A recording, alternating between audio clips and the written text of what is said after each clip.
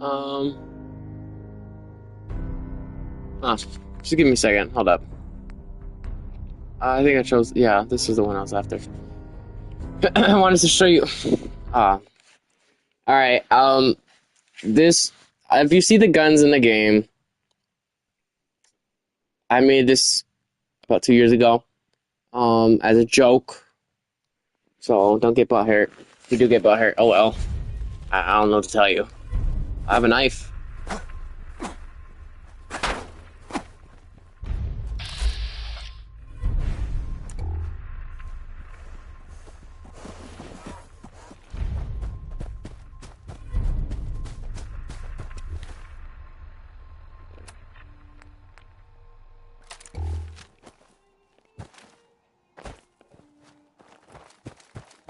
What's going on?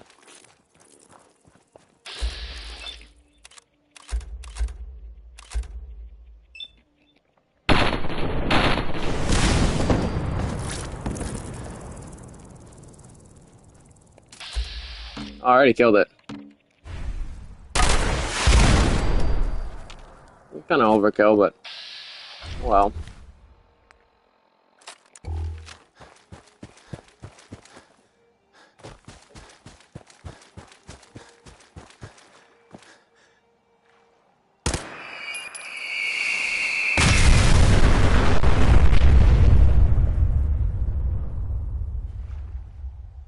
I love that weapon.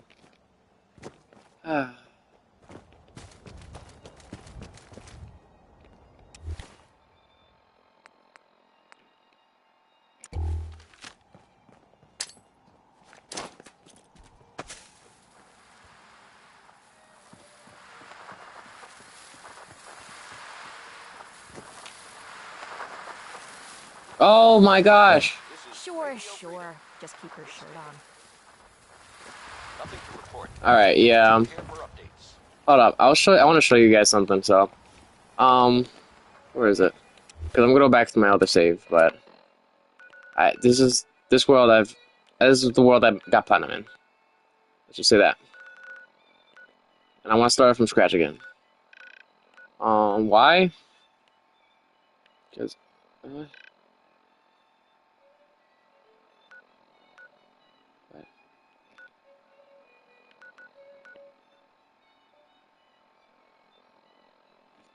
What do you?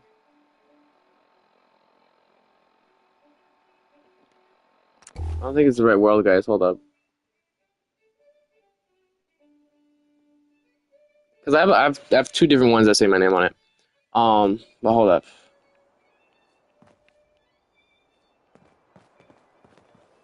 No. No, because if she's with me. Wait. Let's see. Oh, hold on now. Let's go at me.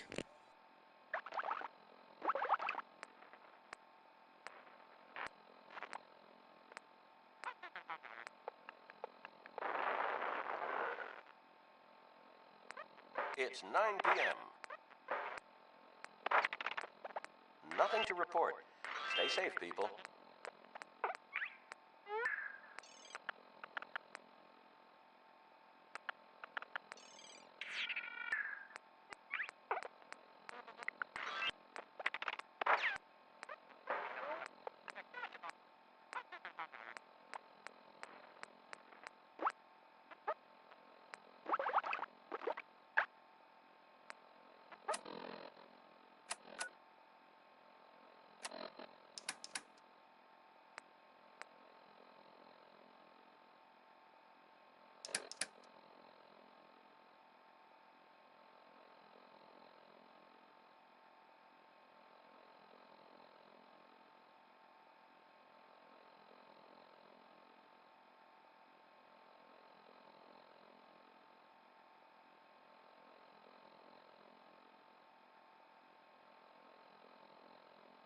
You're tuned to Radio Freedom, voice of the Minutemen.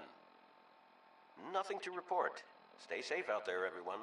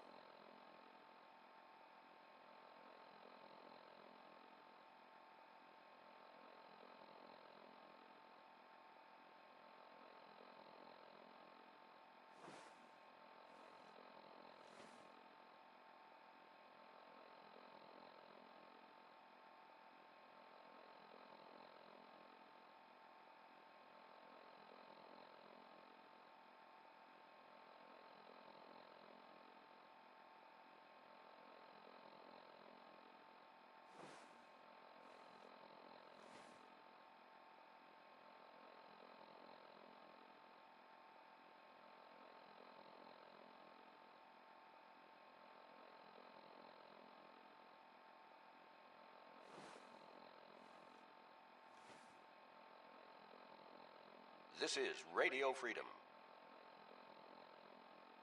All's quiet across the Commonwealth. Stay safe out there.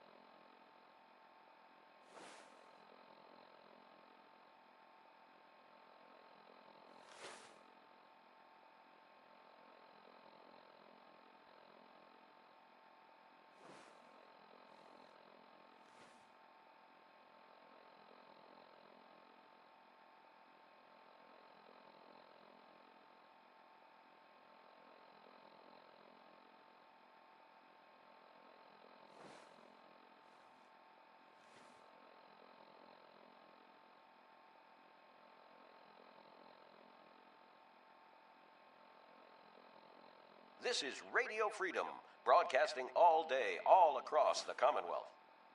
Nothing to report. Keep it tuned here for updates.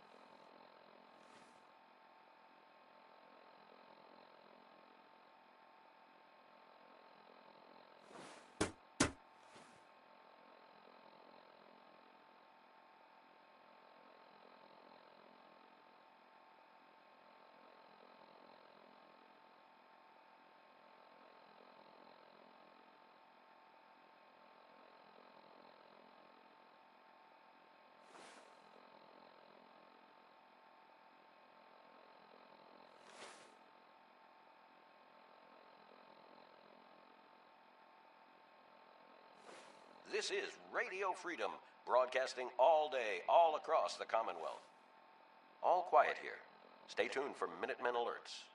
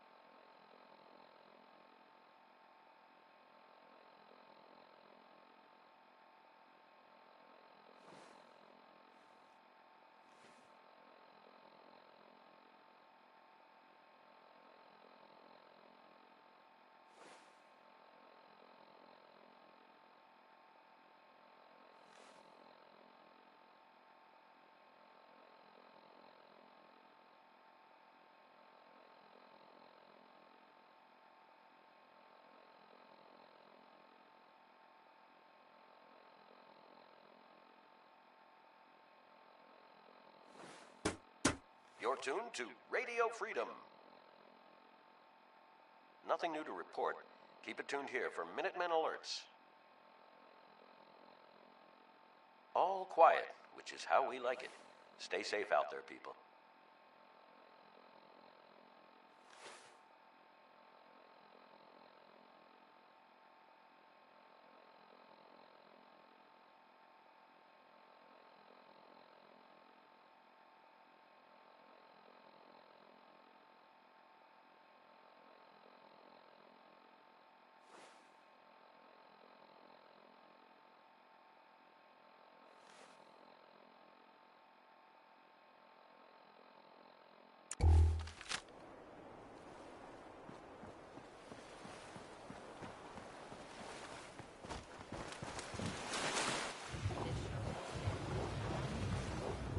Nothing to report at the moment.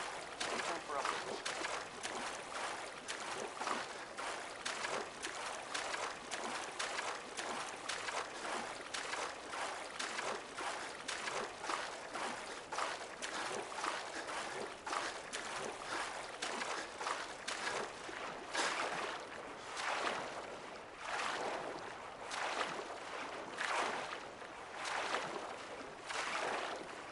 Okay, so I'm still swimming. This is the island that I think I was supposed to have been unlocked. Nope, this isn't the save, guys. I'm sorry. This is the save where I platinumed the game, but this is the game where I got all of the trophies. This save right here, the one I'm using currently. This is not my best save. Now it's my best save because I don't have any glitches within that aspect, but within the aspect of having everything needed or glitched out per se. Whoa, you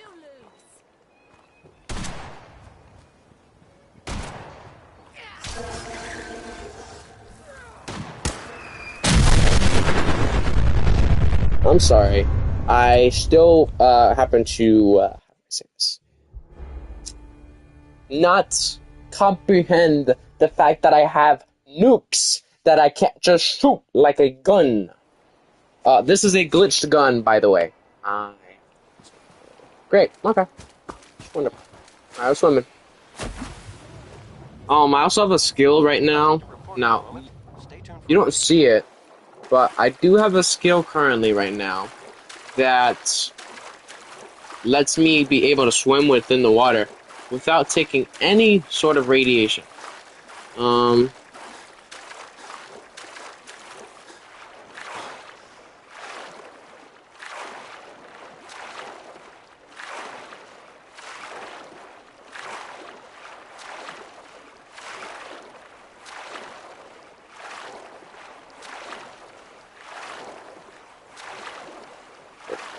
Let me quick, real quick. Ugh. But I can just swim in the water just fine. I can't do that in real life, though.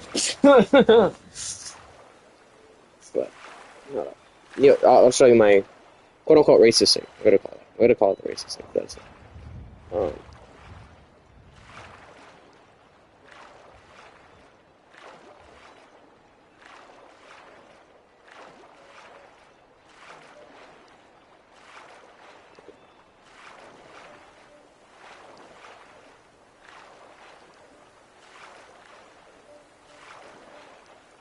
Okay. I'm gonna go back over here. Let me just charge my phone a bit. My phone is at like 41%. I did use it for a bit, so that's kind of the reason why. Kind of on me, not gonna lie. And I just haven't charged it.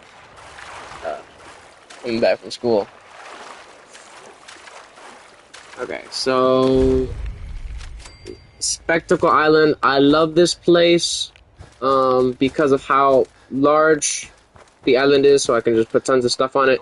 But it does kind of have the same range of how much stuff I can put on it as well. Just want to make that clear with you guys. safe out there. But yeah. But actually, hold up. Give me 1 second.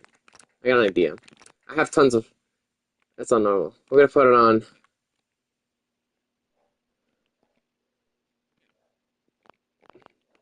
We're putting it on very hard because I want to.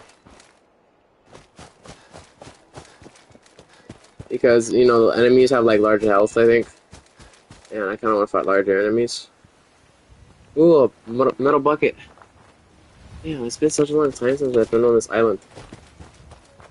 Now I'm replaying the game, you know, refocus mission. Like, I'm replaying the game and stuff because I have all the DLC now, and I also have Skyrim.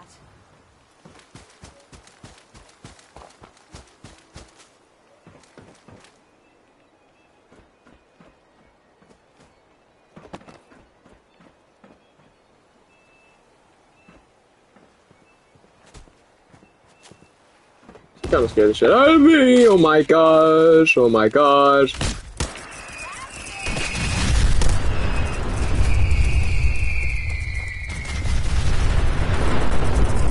They're still after me. They're still after me. Holy shit. Holy shit. Hold up. I got an idea. Let's dupe them. Let's dupe them. Ooh, can't get me here. It's just past 10 p.m. Yeah.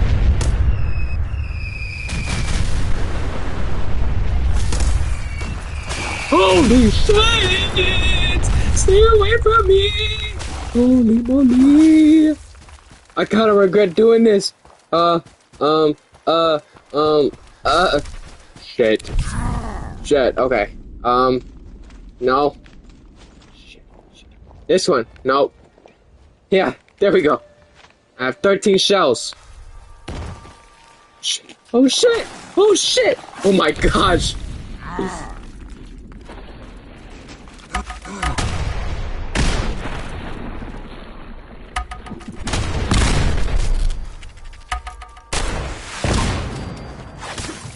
Oh my gosh! Oh my gosh!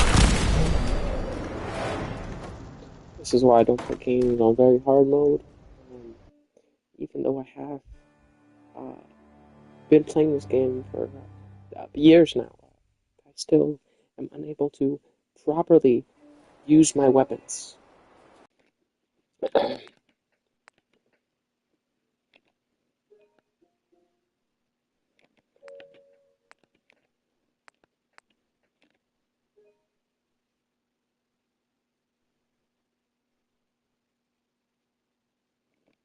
That's my new player, okay.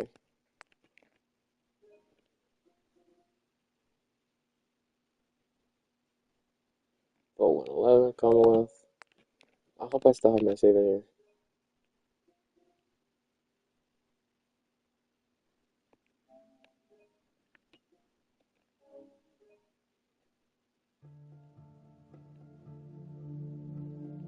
This is level 62. Okay. I don't know how far this is in the game. I'm looking for my OG save. Alright.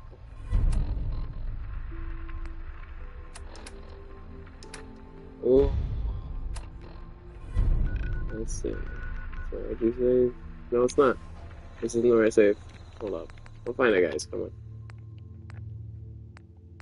All saves. Gosh. How long ago was it?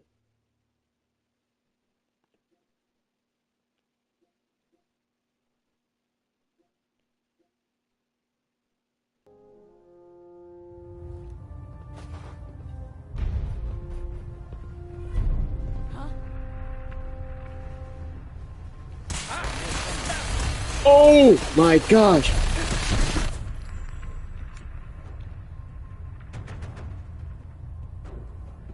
Alright.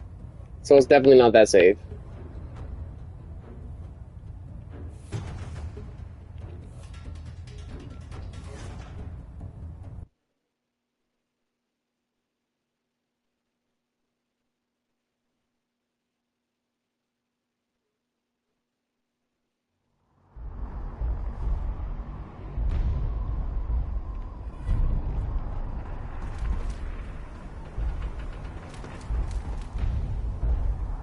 May the Institute's fall be a lesson. Anyone who risk tampering with our... I think this is it. Yeah. Yeah. Alright.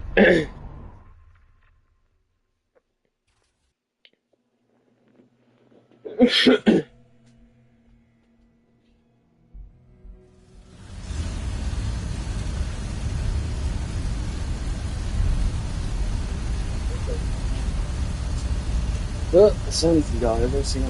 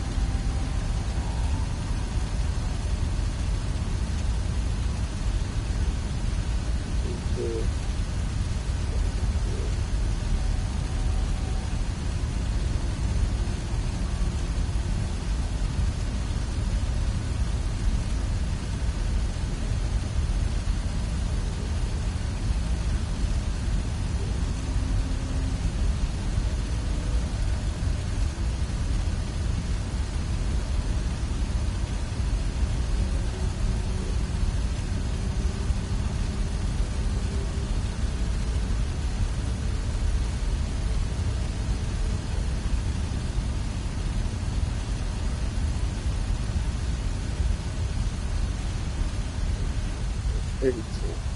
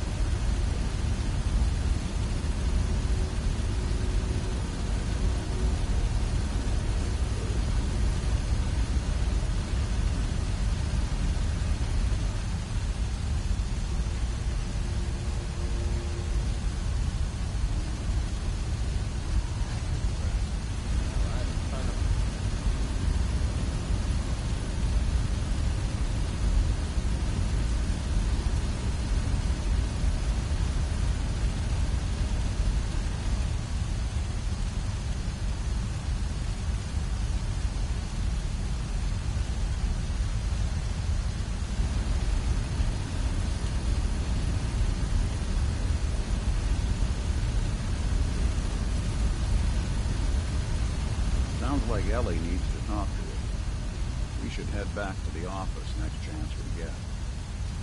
Maybe.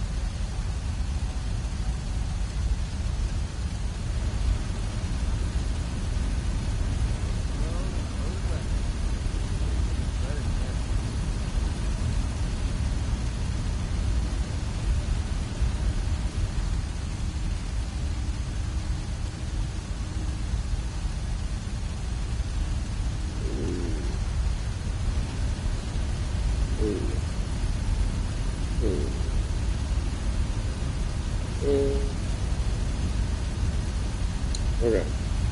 So hopefully I make like 24.75, right? And then I use that money for the card or whatever, but we would still need like 30 more bucks to be able to purchase the card. And then I'll be able to purchase the stuff hopefully. But yeah.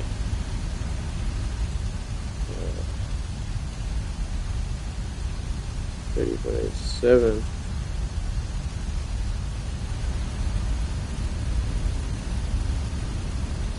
Okay. I thought the price increased. I got scared. But yeah.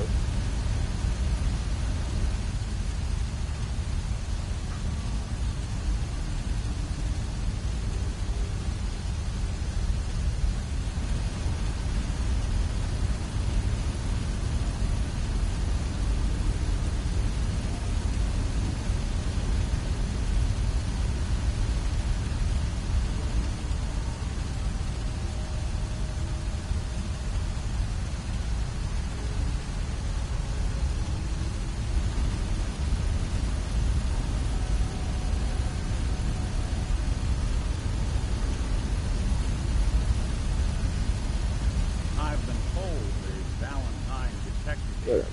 So yeah. an eye I was just doing the calculations with him because bring in the business. we're both gonna put money in it. And we're both getting stuff out of it regardless.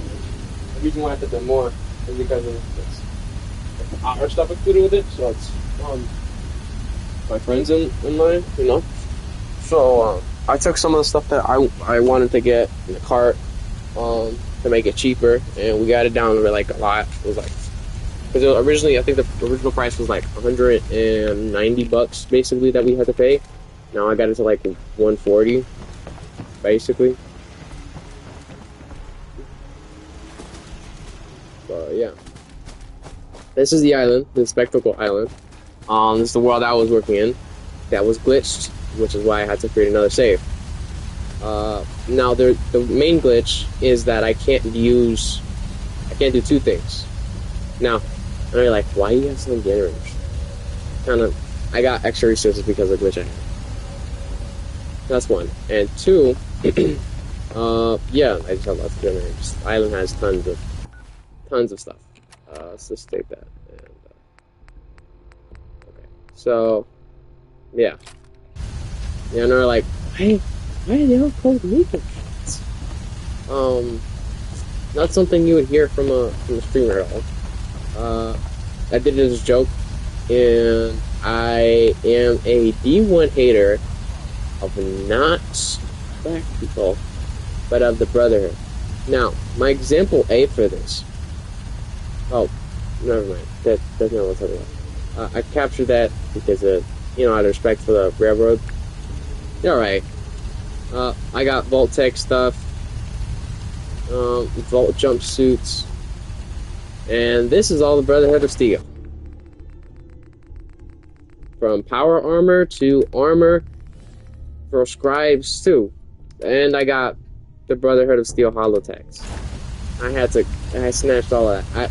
Every Brotherhood of Steel I catch lacking out in public like that, in like the game, like they're just walking around patrolling and they're just shooting synths or whatever, I shoot them down. Oh, there's dog meat. I gave him armor too. I like it. It's cool. I found it while killing a bunch of different thingies, whatever. This is all the stuff that I usually have in my inventory, and I just dropped in there. This is the weapons I had for certain characters. Now, I don't know where Kyori went. She's one of my favorite companions in the game. Not because she's a female or anything, but because of just her character as a whole, the whole character development. And we can get through that within the new save. I'm gonna play as a male character. Why? Because it's suffocating. This is glitched out. I'm not saying that they're better, but I'm just saying. I have more of the options that I would like to choose from rather than, just the different options of getting with the dude and kind of gay about it. I'm not trying to say it's bad. I don't mess with it. You know what I mean? Oh, that's an 8%. I don't mess with it. I don't mess with that. Return. But I mean, you are. If shit would like you would be fine with me, like friends with you, whatever. But like, I'm just not gonna do it. Yeah.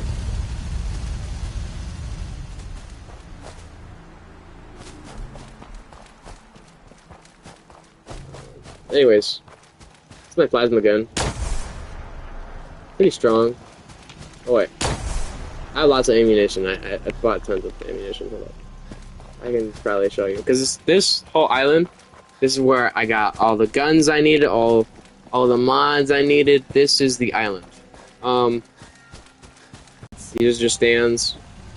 These are the ones that I've like made myself and stuff and da da da da. I love them. I might actually change a few of them because I love looking at them. All of them have the same shit. This right here. Can I edit this? Okay, this is a companion's power armor. I make power armor for companions too, but D60D. Okay.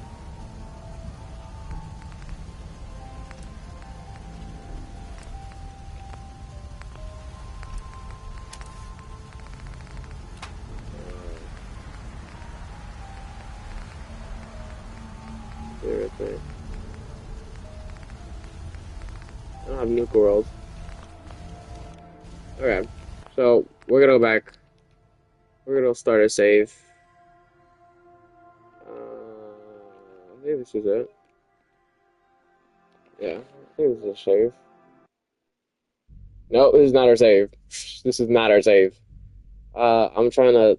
I really do want to start from scratch in this game. I love this game so much. Honestly, when I beat this game, I was actually kind of sad. I mean, not sad in a sense, but it was just like, how do I say it? I had a sense of fulfillment playing this game.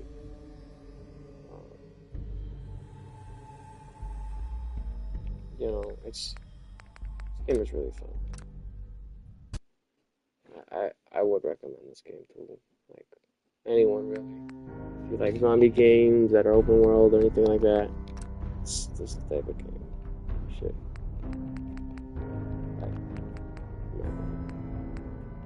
Load, show saves. Which one was it? Yeah. I gotta like rename all of them. That's what I gotta do.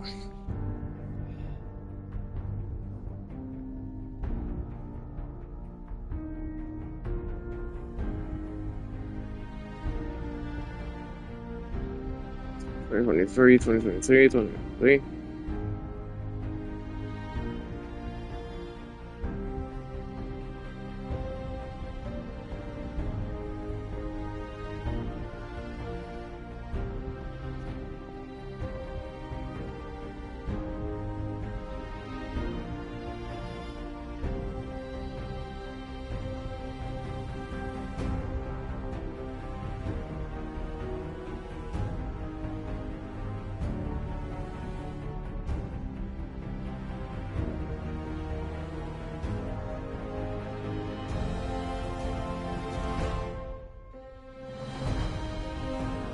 See, maybe you'll see the latest one. Yeah, I found it. I was looking through it.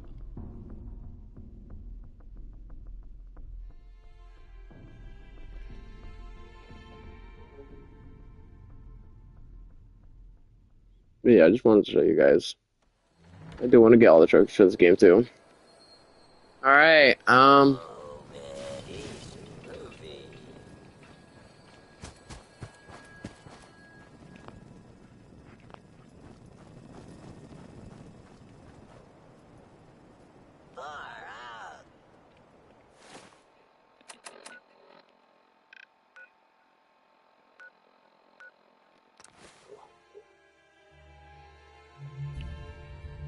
I wonder if he's still gonna be there. Hold up, I just want to double check because I do want to have them and use them eventually.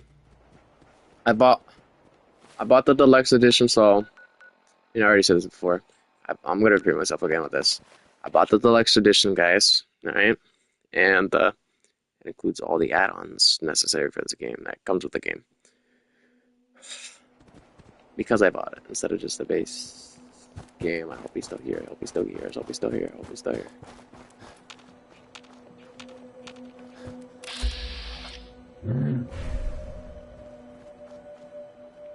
Okay, so I'm gonna go back over here. Ooh, they want us to go there. I'm not doing all that. Oh, we are gonna do. I feel like I'm talking too much. But I am streaming too, but.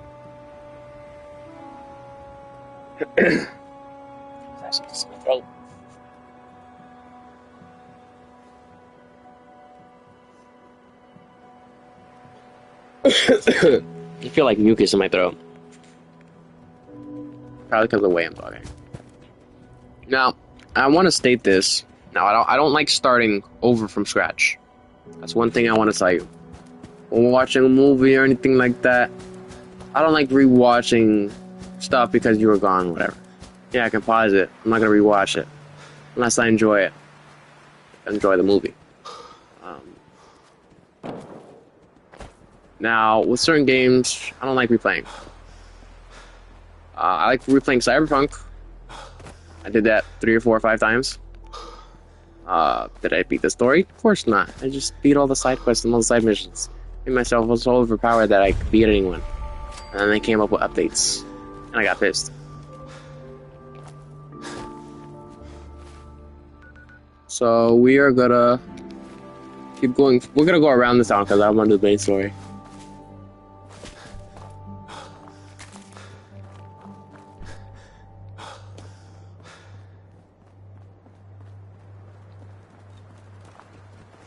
I actually have to find Knuckles in the game, like brass knuckles. I mean, like we're good so far.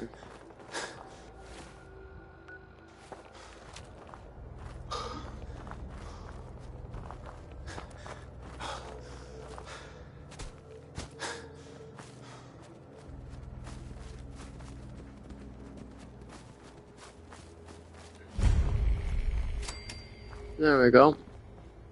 What's in here? Oh, water.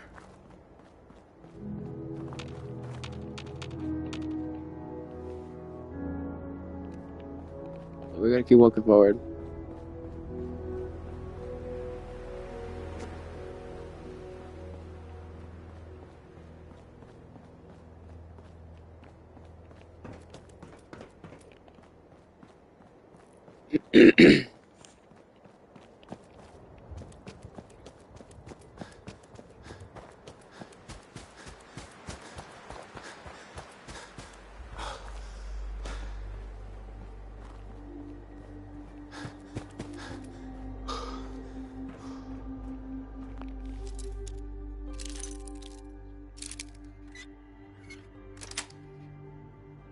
Nice.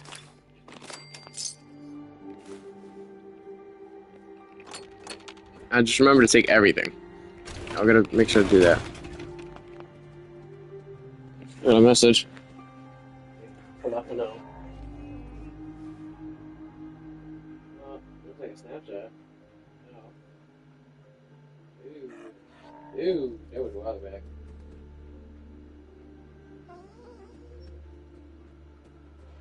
Oh, my bad. I didn't even realize I didn't like it. I'm sorry about that. I didn't still like it. I was reading it, and I responded back so quick that I didn't even. Cause I wanted to respond as soon as possible so you can get the message as soon as possible, but yeah.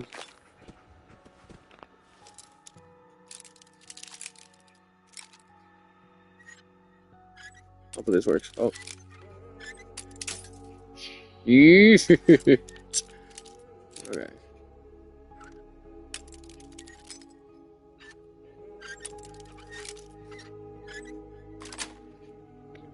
That's it.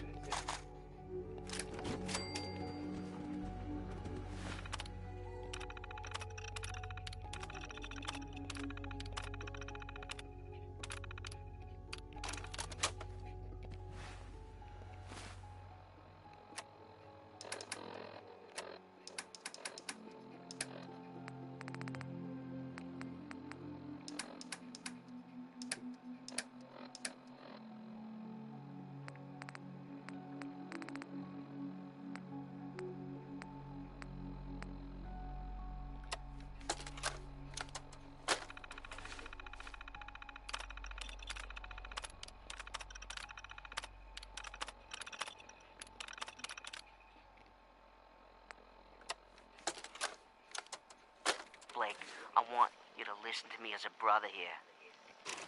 This whole deal with Eddie is wicked shiesty. I mean, what kind of business partner threatens to kill you if the deal doesn't go his way? We are in way over our heads, man. I can't see a way out of this. No way except shutting down and getting out of Dodge. Give me a chance to talk this out with you face to face. I just want both of us to get out of this.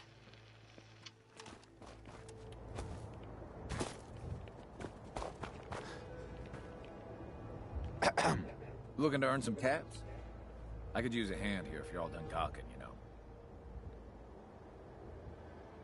I could probably help for a few caps extra. Just had to push, didn't Shit. Alright, if things don't go our way, you know what we do?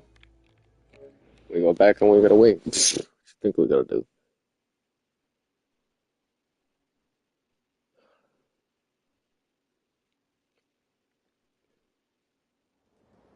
Oh wait. We didn't max ourselves out in any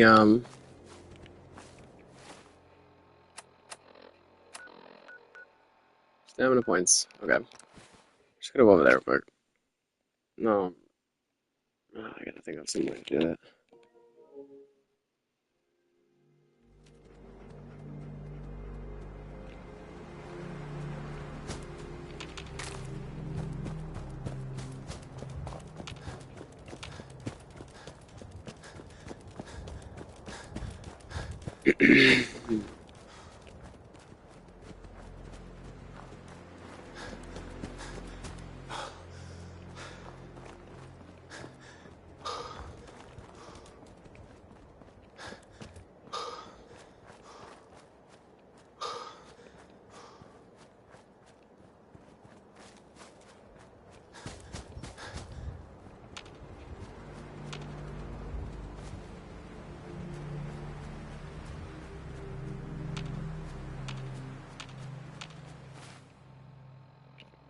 I'll probably go all the way over there.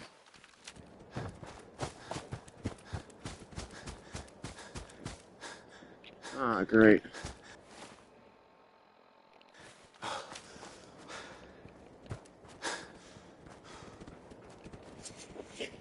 Message of some kind?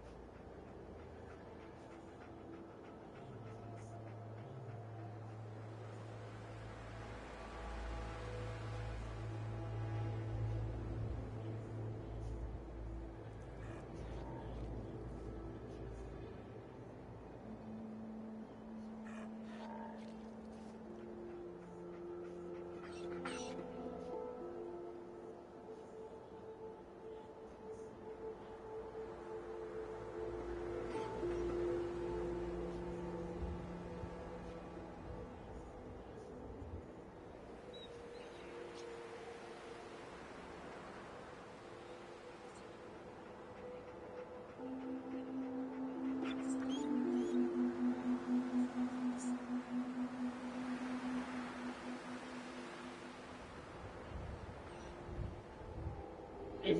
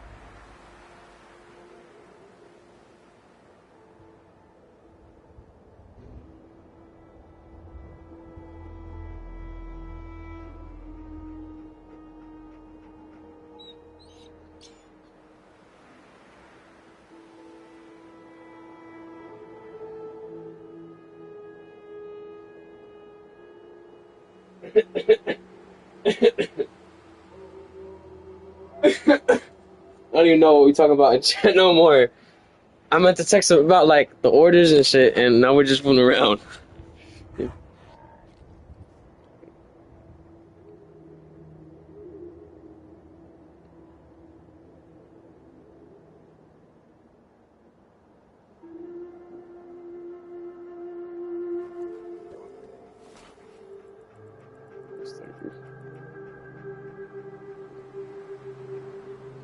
I'll just.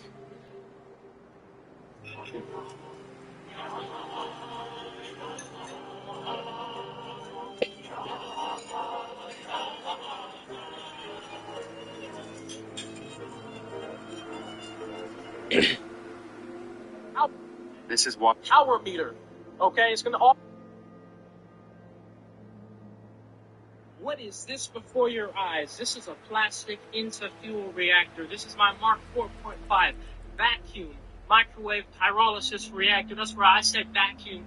Now this machine operates under continuous vacuum. Got a vacuum pump from Jack Moore. Thank you very much to the P.O. box. Got a recovery pump to keep the vacuum going continuously. The output can be compressed right into a tank to compress that natural gas. We got 4 condensers on this machine now to make sure we condense every single ounce of oil coming out. Look at all the thermometer gauges we got. Got to make sure we know the temperature is all right, baby. Look, we got a butterfly valve right here. Got a sight glass coming down to see the oils. We got a collection glass to see how much oil we get. Guess what? Since we got this butterfly valve, when this gets full, we can swap it out, close that valve in the middle of it running, leak nothing. Got a relay on every single magnetron and transformer. I can turn this machine on completely wirelessly with my key fobs. And there you have it, the Mark 4.5 plastic interfuel vacuum pyrolysis reactor. So you ever wonder what the inside of the reaction chamber looks like? Well, here you have it. I got some maintenance to do. Uh-oh, I made an uh-oh. After last run, I thought, we had got rid of all of the plastic and turned it all into carbon. But there was actually a big molten clump of plastic in the back that solidified into a lake. But I didn't know it because I only had one magnetron in the back, so I thought it was gone. What ended up happening was when I went to go spin the blades to collect the carbon, well, the motor was fine, but the blades got fused with that plastic and it caused too much torque, and we got some deformed bits here. Well, other than that, the blades never do this when it's just carbon being spun through them. It's only when we do that's with the molten plastic. I've had this happen in my past machine. So I just got to cut out the bits that got warped and weld in new bits. So it's actually a pretty simple repair. All right, so the blades are done. So you ever wonder? You turn it into fuel, correct? And the fuel itself. I'm going to break down how this machine turns plastic waste into 3 of some of the most valuable products on Earth. Let's go. We look.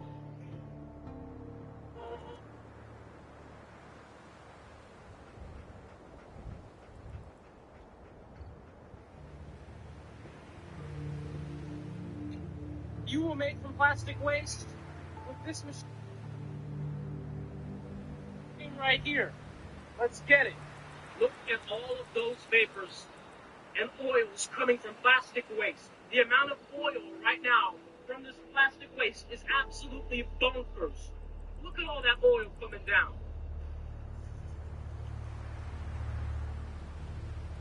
Also take a look at the natural gas production. Natural gas comes from plastic waste as well with this process.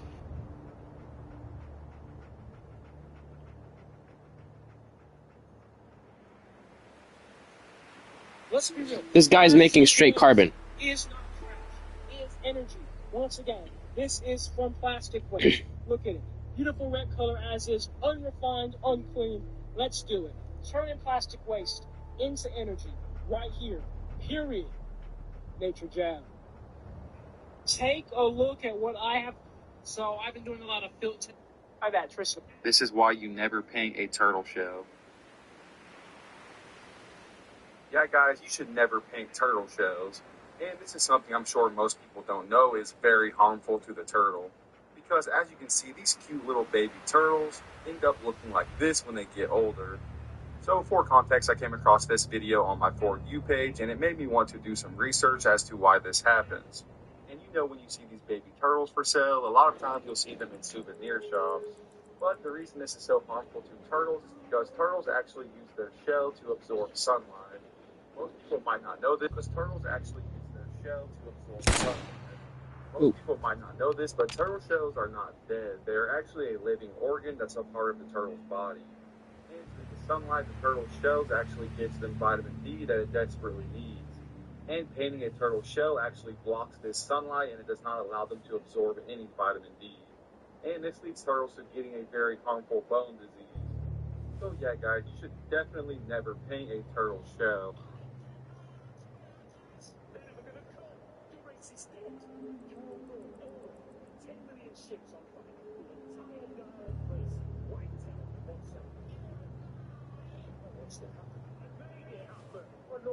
There are lots of time. Once upon a time, there are people who chanced about the but they died. They all died. Do you know who that leaves? Me! It's taken me all these years to realize the laws of time are mine. And they will obey me! You hate me. You want to kill me. Well, go on. Kill me.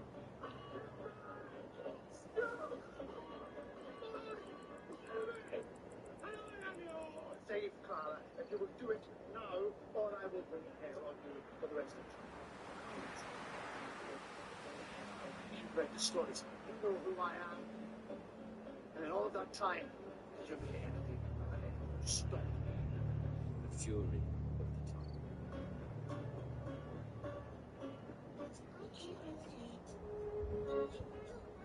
Hey, do you guys have...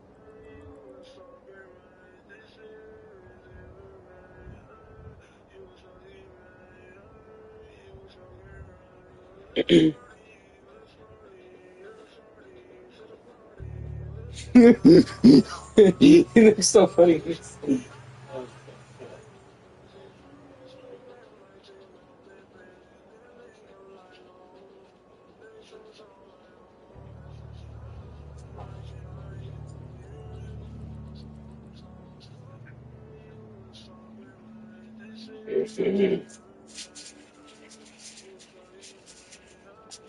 I'm probably gonna get more cough drops, and I need to put a new razor in my bag. For my face razor, facial razor. I'm sorry, you probably can't hear me because of my phone.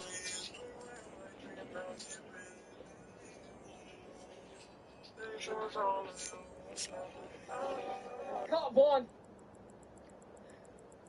You got one was weak. It didn't really fucking swell up or anything. Well, the color can't be hard sleeping, friend. Melt with the fucking galaxy, follow! Melt. Do it now. Not later. Do it now. Not later. Magic fingers. Magic fingers. What does everybody have planned tonight? What the fuck is that? There's nothing there. There's a corky! 35 corky! In a big fuzzy pop. Still doing the game. You call it a corky. That is what it is. Don't forget that shit. I cannot feel this fucking fan anymore. I gotta turn this shit up. Holy fucking. He gets me so hot and bothered. I don't think he understands what he does to me. I'm a fight. We just did 3 rounds of fighting. Yeah, he was holding me by my throat. Hey, sound ass up. No, you're Christ, Van, something that I can't. Huh? Usually, sit. I don't have to buy it. It just comes to me. Or I knock on my front door and I'm like, oh look, it's Nicoxin. I throw it. It's nice. Joint planted.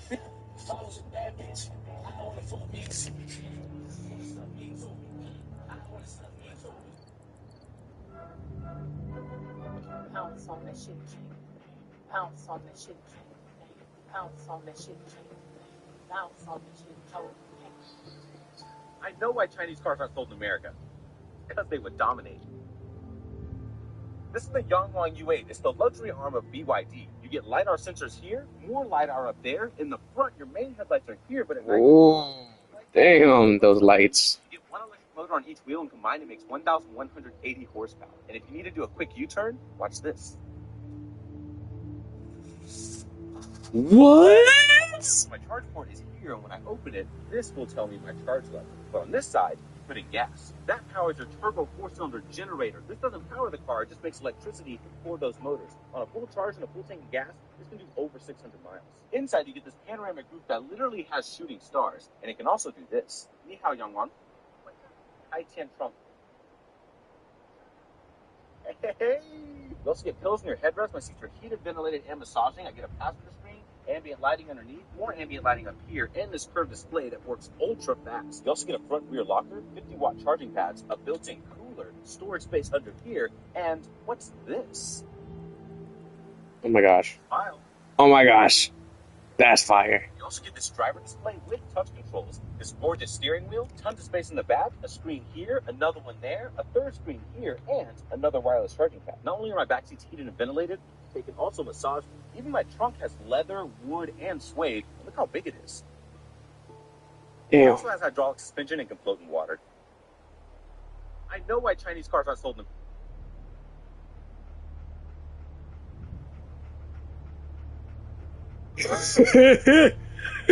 No. Okay, sorry. Let me play the game. No, because I'm looking at this car, and the guy, he's explaining the car and stuff, right? And the car, it looks almost as similar as one of those big Jeeps, right? Mind you, I'm a huge fan of like.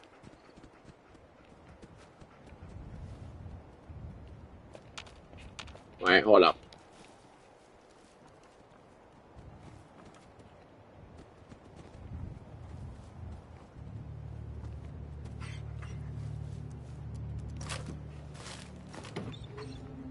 I don't know who's here, but taking the trip. Anyways, and it's a Jeep, right? And well, it's basically a Jeep, but it's from China. It's not the Jeep brand. Let me just make it clear. And the cool thing about the car is when it turns, you know how like, you know how like in video games or whatever, like, no, because they base it off of real life. You know how like in 2D games, right? You like, and you're in like a car or whatever, and you want to turn around. You turn around like you stay in the same place. Your car body is within the same position, right?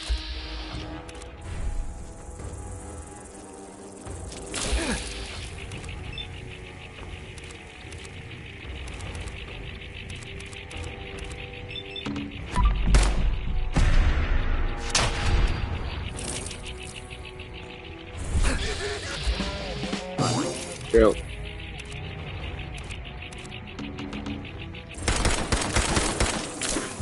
Shit. Hold up. I'm so glad the game paused when I did this.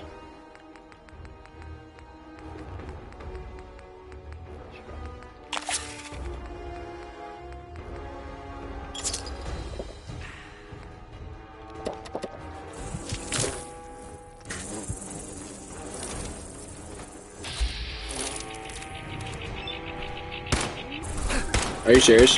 He's right in front of you.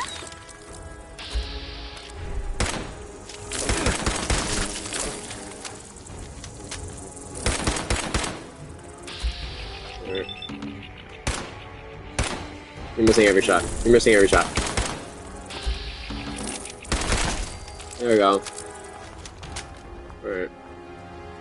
Is the dog alright? Is dog meat alright? Dog meat. meat.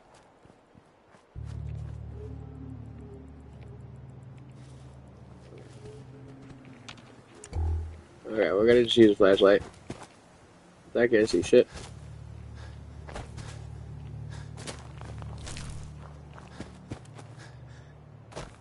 Oh, glowing fungus.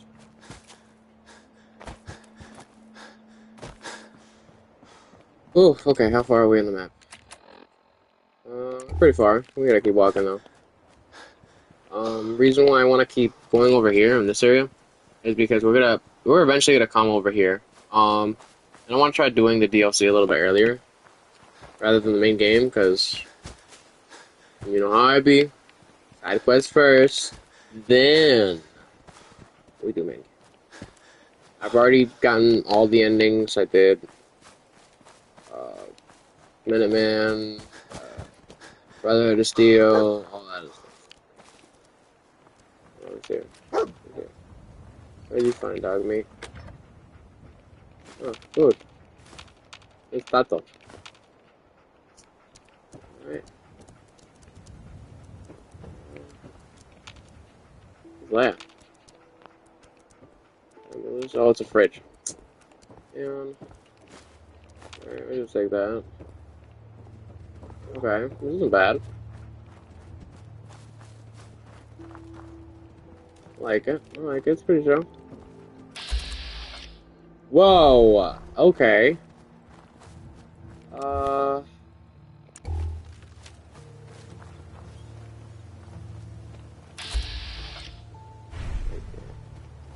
the fuck was that? Oh, hell no! Oh my gosh! We are not going over there, guys. We are not going over there, guys. Nope. Nope. No. Run. See you, dog meat. I'm out. Nobody told you to get one-shotted. Boomer. Yeah, I'm good, Boomer. I'm good, Boomer. I don't want to smoke with you, Boomer. But now we can just teleport to the location now, right? So that's kind of what we want. I've never been this far in the game. Like over here in this area, so yeah. We're gonna keep walking. We're not overpowered yet. Oh. Okay.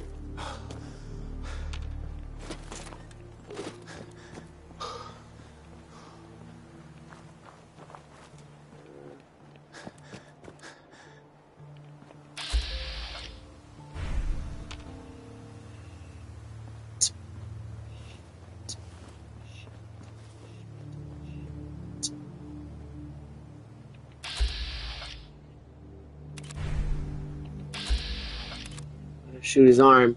If I shoot his arm, they all go down. Hold up.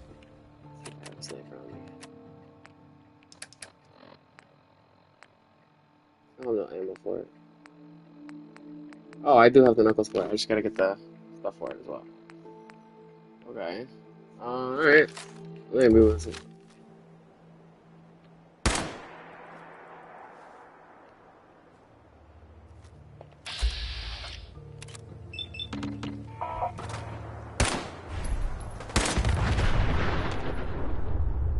I'm clipping that.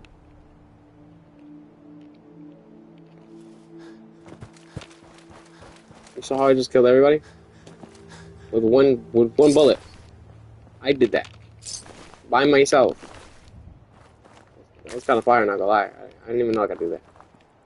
Like 4 or 5 people over there. Oh, I got scared.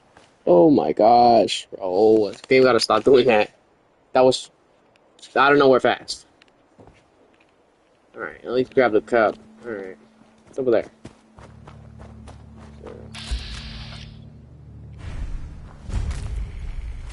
Lake.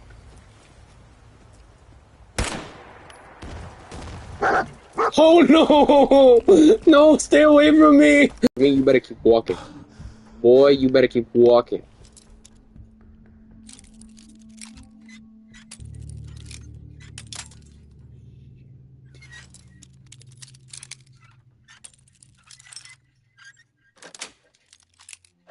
Sweet.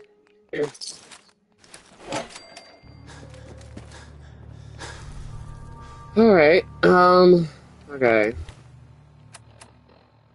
Okay, we just gotta keep going straight.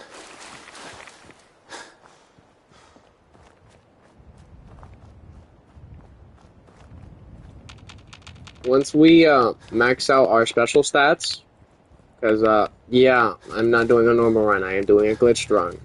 Because, yeah. Then we are gonna be able to, do all the side quests, because we would have hypers before it to do it. But yeah, that's what I plan on doing anyways. I gotta go this way, excuse me.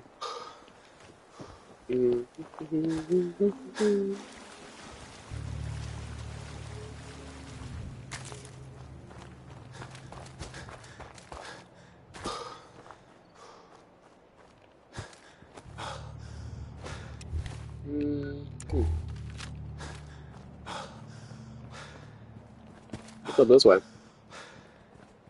Do I want to find out?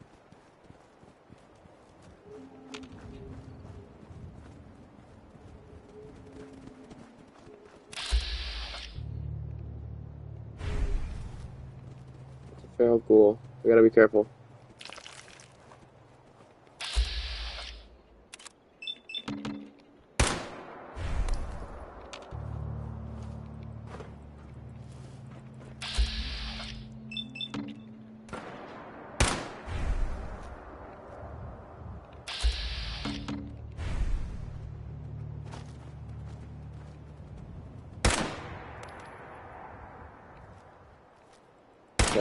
Yeah, I'm going back in the car.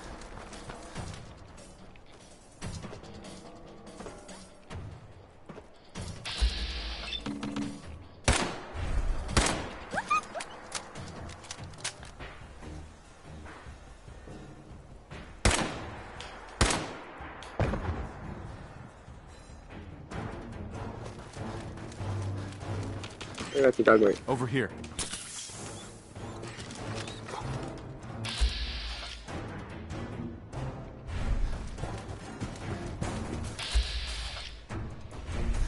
I don't even know what he walked into. He blew off his feet.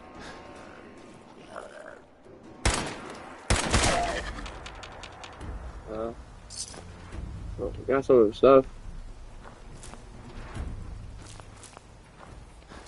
What is that? No glue armor, gunner. Alright. Just go take all this stuff. This place does look familiar. Maybe if I go up more. Oh, wait, wasn't there a Humongous? Yeah, I think there's a homunculi over here. Over here. It's so foggy. Look at how foggy it is over here. Alright. Alright, we're on the map. We're good. Let's keep going.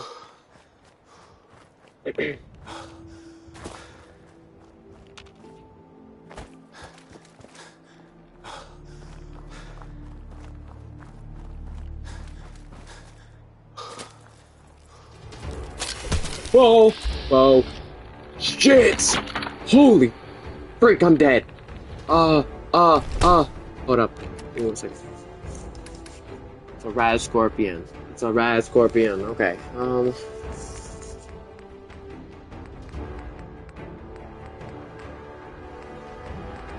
don't have any jet to run away. I have Stempax.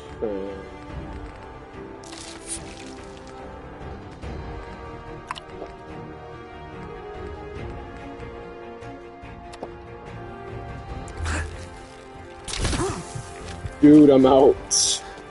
I am out.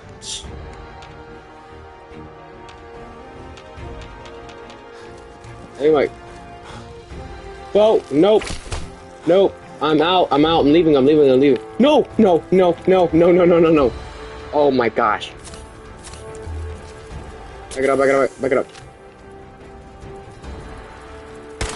No. Nope.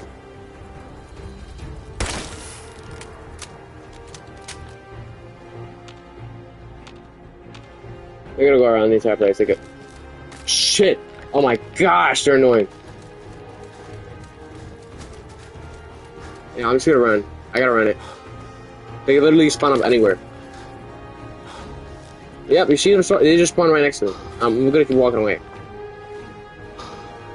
The only place they can spawn is probably the water.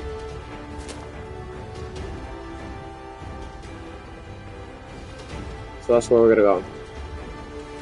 As radioactive as it may be. Oh. Yeah, we should go drink some.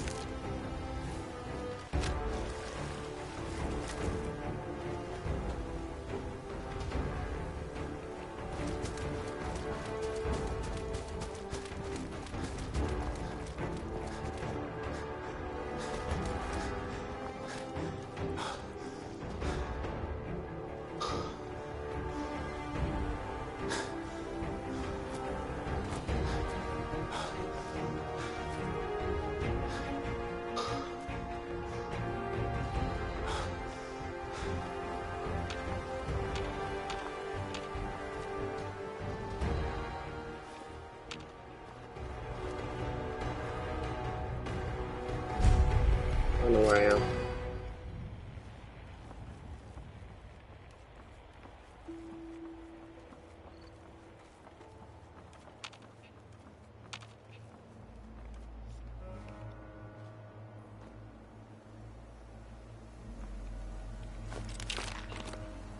Oh, shit.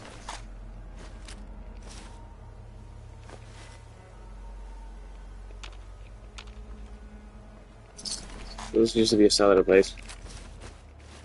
This is where the settlers were.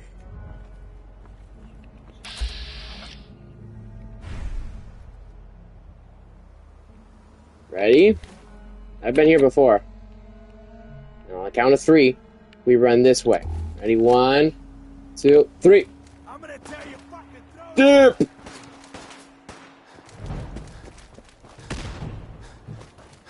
That's why we did. Oh, this place.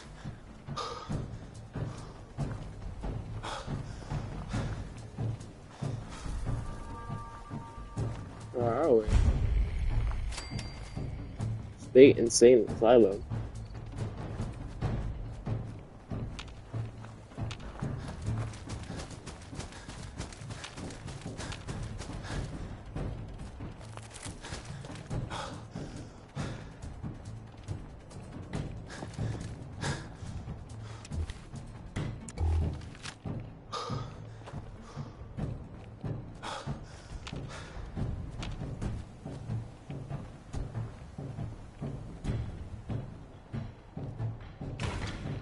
Oh gosh.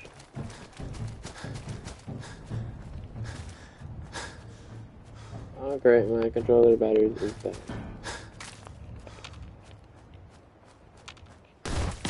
Whoa! No!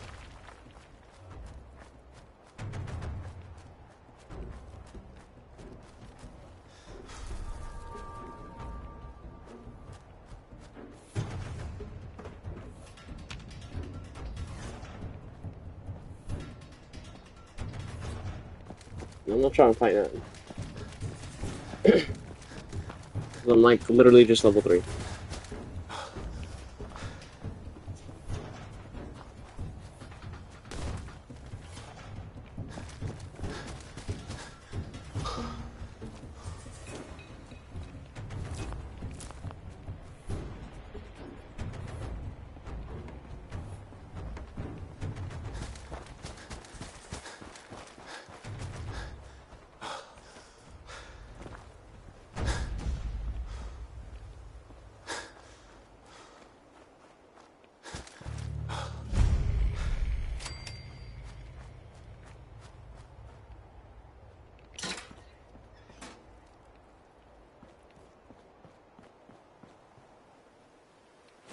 Lock's really strong.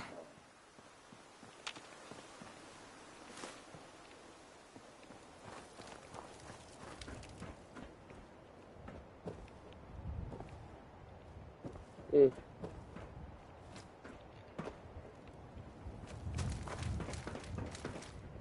it again.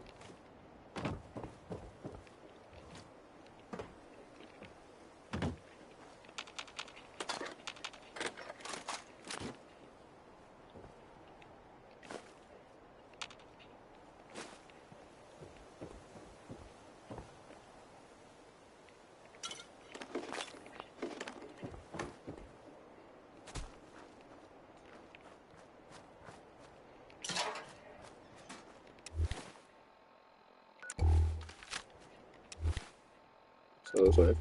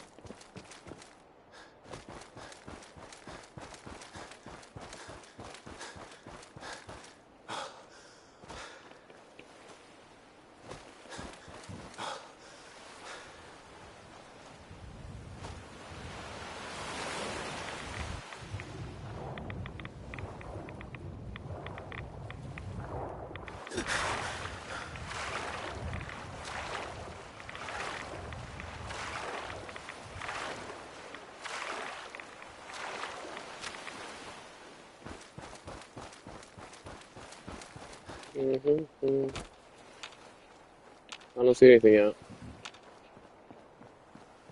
People dead.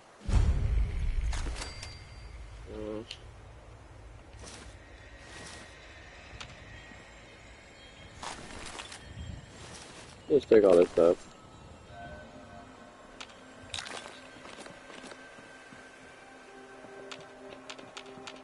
Just hope I don't have to run into anything.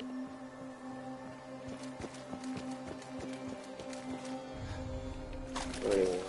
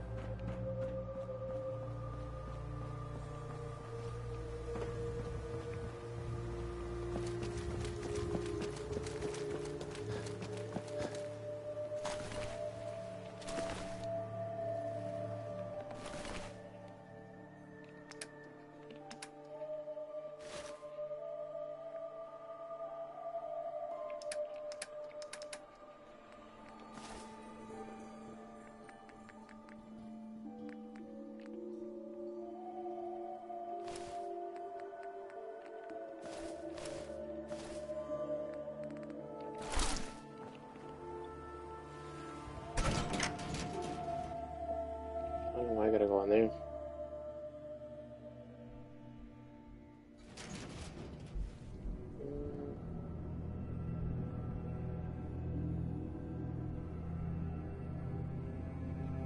Alright.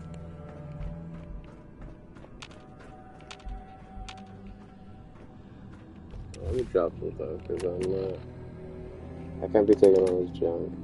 No, I'm not saying that because I don't need it, but because I just can't.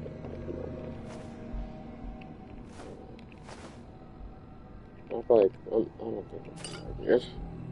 I can just buy all this other stuff once I get enough money in the game. And I know how to do it too, so. I'm crazy, but.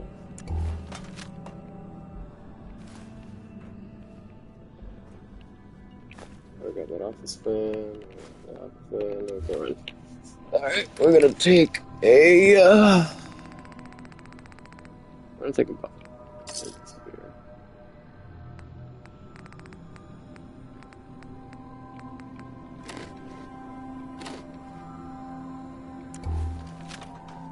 Yeah, at least take some beer.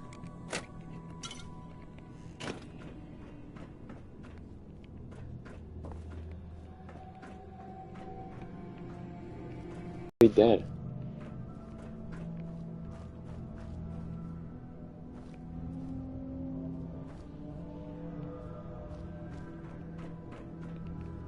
Or dog meat. I mean, it could be dead.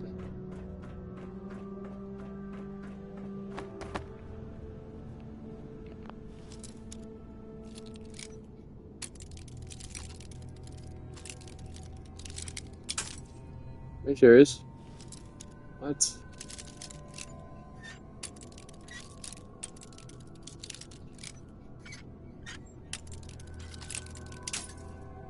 Yeah, I'm not doing this. I need more bobby pins.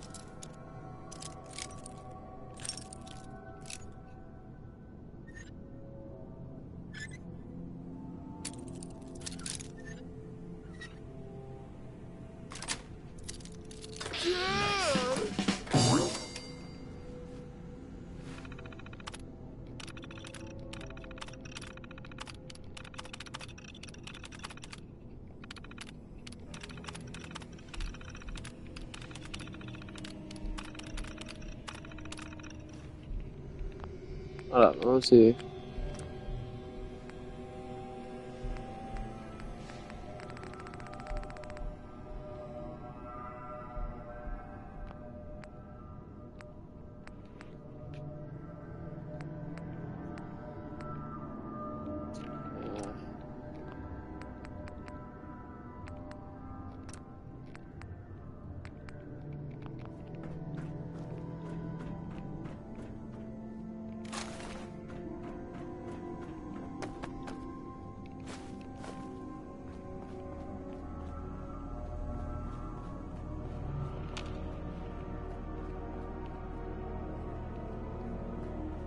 Could go down there.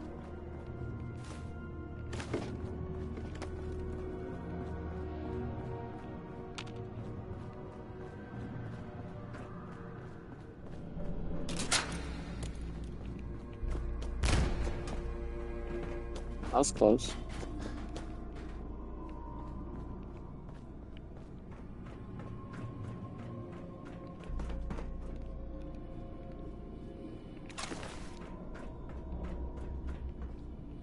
Looks like they were killed by Deathclaw or something. I don't know. No, because Deathclaw was eating them.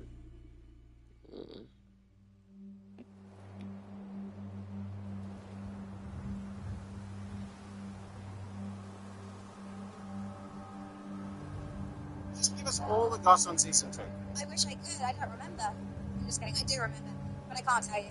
Why not? Yeah, I'll get sued. That's fair enough. We're gonna give it a scoop. We're giving this a 9 out of 10. Wow, that's high. What happened to the missing one? Just Just give us all of the. Patient's a child molester. He was Hank's piano teacher. He raped him and was with him. Please tell me this wasn't your idea. What? You know how an expert is denying a patient care. Treat him like a pincushion. They should write you all up for it. Do you know what that means? You know, regular, doing it for It's not us doing for justice. Patient called PD restaurant. He did already. But it was Hank's went against Kaminsky's. The judge dismissed the whole thing before he even looked at it. And since Kaminsky wasn't convicted, he's not registered as a sex offender. For all we know, he's still doing this time. I get why this upsets you. It upsets me too. But regardless of how awful this patient might be, we have an ethical obligation to treat him as we would anyone else. In that sense, we have to make a standification. We will get the bare minimum from me. That's how you feel.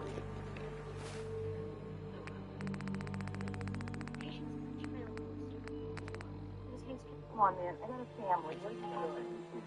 What's on the ear? Please stop. I'm 14. What are you doing? Before the clip you just watched, the loving mom warmly greeted crew and even asked him how his day was, not knowing those were her last moments. Hi, Dana. How are you today? Heading through the rides, Yakuza cheerfully asks. He mumbles. Yakuza says, that's good. According to detectives, crew forced Spikuza to drive for an hour, during which he went through her phone apps in an attempt to steal her money before getting rid of her. This incredible mother of four tragically lost her life working as hard as she could to provide for her family. The motive behind this heinous crime is believed to be robbery. Her kids were her world. Her family was her world. She was literally the person who wanted her daughter to go. This vibrant, kind mother leaves behind a fiancé and four kids. Calvin Crew's defense team argued that the incriminating dash cam video was admissible during his trial, saying that it violates the Pennsylvania Wiretap Act because the person in the back of the car didn't know they were being recorded. That motion was thrown out, and Crew is now facing the... Come on, man. I got a family. Where's your family? It started as a drink, to be honest. That was all we had, that lock. But then I was like, this shit sounds kind of hard, you know, so I was like, let me play with this. It started as a drink, to be honest. This is why you never date a coworker. Remember what I'm about to say. There are 3 reasons. First reason, you never date a coworker. Because if it ends badly, it could with your career. Second reason, you never date a coworker. Because if you guys ever have an argument, or you don't want to see this person, now you're forced to interact with them all day. Third reason why you never date a coworker, it also makes it so that since you're sharing the same experiences as they are, you never really have anything to talk about. There's nothing new ever happening. So it's almost like you're not really adding anything new to your life because you're both kind of like going to the same workplace, interacting with these doctors. They'll prescribe medical marijuana to anyone. What do I tell them I need it for? Doesn't matter. They want to give you a prescription. That's how they get paid. Make something up. Welcome. Hey, doctor. All right, I'm going to ask you a couple of questions and then we're... What? Hey. As in, I got it. Need lots of weed to get rid of it. Are you sure you're not suffering from anything else like back pain? Nope. Anxiety? Cool as a cucumber. How about insomnia? Sleep like a baby. Let's just slow your roll for a second here. If you had AIDS, then I would have to verify it by seeing test results. But if you have back pain or anxiety, anything else that I can't test for, I can give you this prescription for cannabis right now. Oh. Understand? Oh. Leprosy. No, because if you had leprosy, scurvy. No. Rickets. What? No. No, just watch something from this century. Schizophrenia. No, you know, Face red heart shape. Face red keep it heart simple. shape. Take something off this list.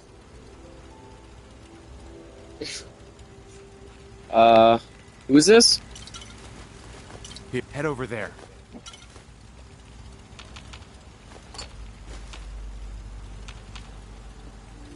Alright, I'm gonna just...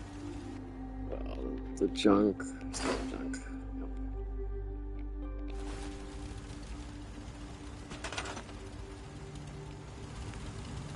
Oh my gosh, oh my gosh, oh my gosh, oh my gosh. Okay. We can go up higher than this. Okay. Yeah. Ooh, I've never seen this before. It's a barn. Oh my gosh, we're living the rich life. This must be from... I don't remember what it's called. Alright, phase 2, by the way. I was just messing with you before. Far Harbor. No, it's from Far Harbor. I can't be typing here, but I'll be watching, okay? Alright. I just hope you call me. But, you know, without getting in trouble. Alright. Yeah.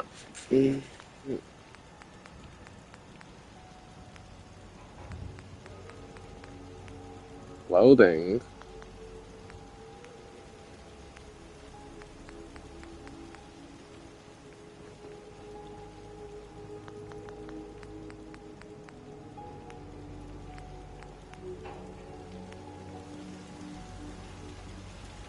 Oh. Okay, this is free. Beach umbrella. I mean, yeah. Metro marker. What does it do?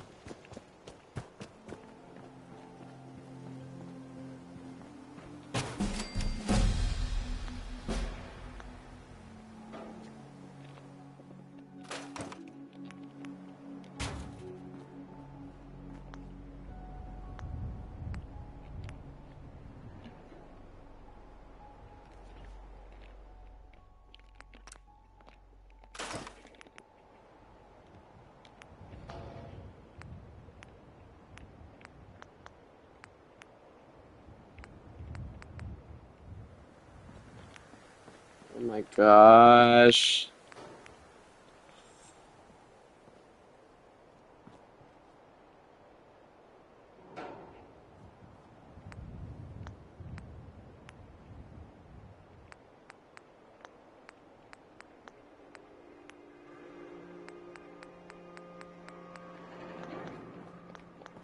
Alright, we're gonna fix this place up.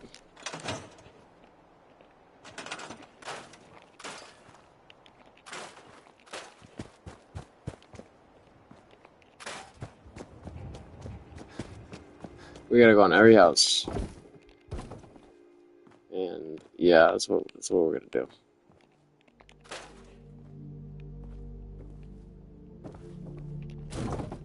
Let's bring everything back.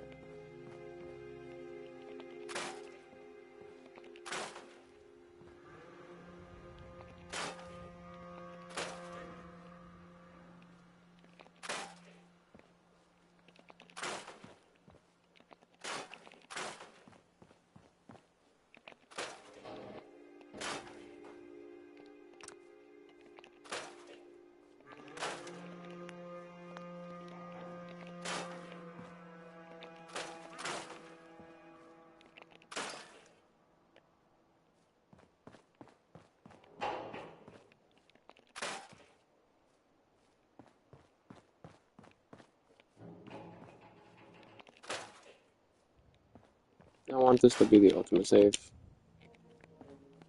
I think it'd be really nice to make this the ultimate save. So I'm gonna work really hard. Probably spend hours upon hours doing this, but I love this game. So yeah. Eventually, like my kids play, they'll be like, "Oh, ooh, what is this account? Why does it look so good?" I'm like, yeah, cause your daddy made it. Your papa made it. What is it there? Just gonna remove all the trees and stuff. Okay. It's like it's repairable.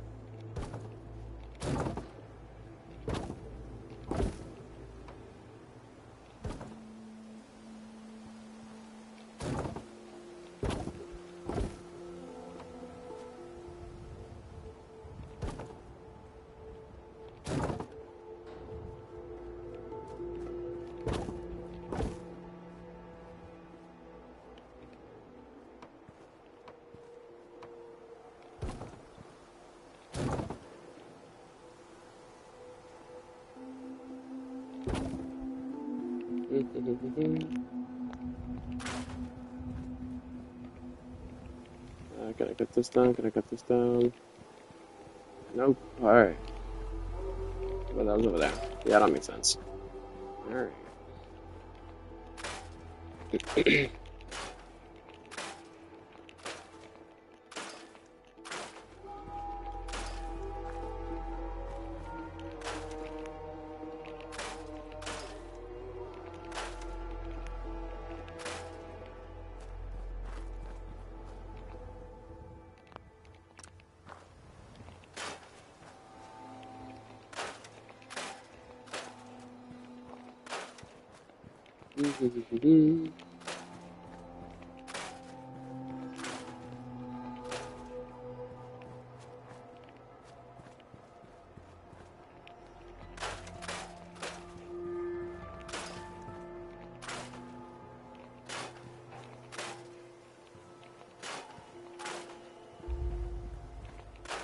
Face red heart shape, face red heart shape, face red heart shape.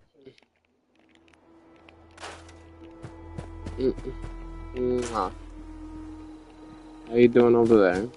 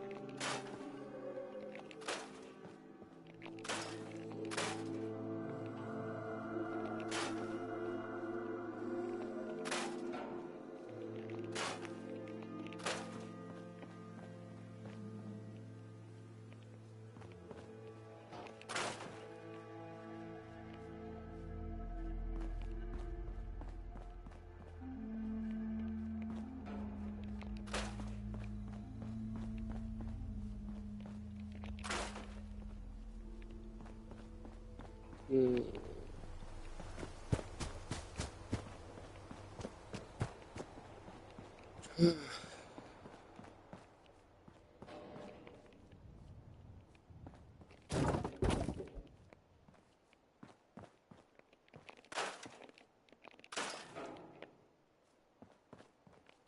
The reason why I got mad was because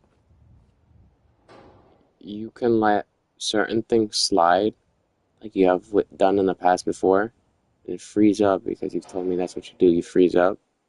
So if something happens accidentally, quote unquote, then you won't do anything about it, and then it can continue to happen.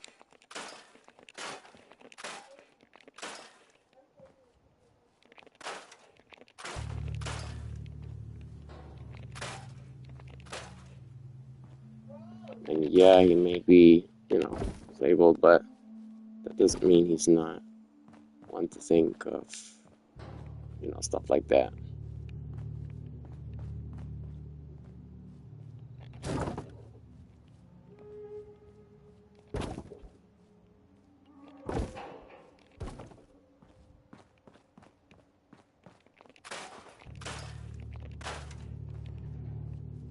And yeah, I'm not gonna get mad at you for someone else's thoughts, but for not being able to be careful like that, like how I am, like with certain things, like for example, if somebody tries to touch me, doesn't matter if it's a hug or it's inappropriately, I'm not comfortable with certain people, so I make that clear with them. They even try it once, I make sure to avoid them after communicating with them to not do that, because I'm not comfortable with it, and you're not one to do well with confrontations at all. Seeing how you need help with that, and or you just don't do it. For example, Denasia. Yes, you made the conversation of it supposed to happen, but going through with it, it was a different story, and the end result is, yeah, she's not communicating with me because I'm not responding back. But it's not like she understood the point of that. Yeah, she understood, okay, you caught her. But that's all you did. You didn't make her feel, that, oh shit, type moment. You made her feel, oh shit, I got caught. Not, oh, I'm in deep shit. You know what I mean? It's one thing to get caught with something, but to have that guilt with it leaves a mark on an individual. That was just an example of that. Like when I texted Isaiah, we didn't communicate with him. I made that real clear of what I didn't like. He took it as a threat. He got mad because he took it as a threat. And I'm glad he got mad. Glad he got mad. Because I wasn't threatening him. I was telling him that's just not right. And he got mad because I made my boundaries clear when it comes to you. And he felt threatened by that, which is why he got mad. He even said he felt threatened because of what I said and the way I said it. It wasn't threatening. It was just being clear with him, but he took it as that because he fucked up. He felt that guilt, and he was not going to obviously admit to that. But he was complaining about how, I was threatening him. No. Just being clear, being honest, making things right like that.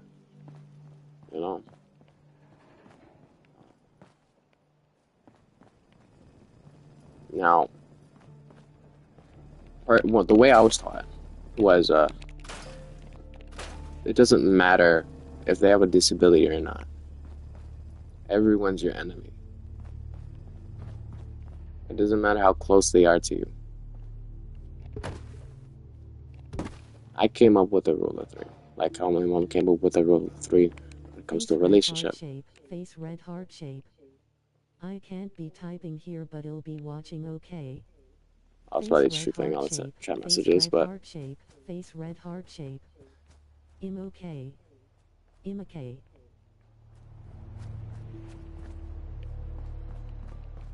But I was taught for my entire life that 3 things will happen if you trust somebody. 1, they'll betray you. 2, they'll leave you. And 3, they'll forget about you. That is what I learned, what I was taught, what I learned through living.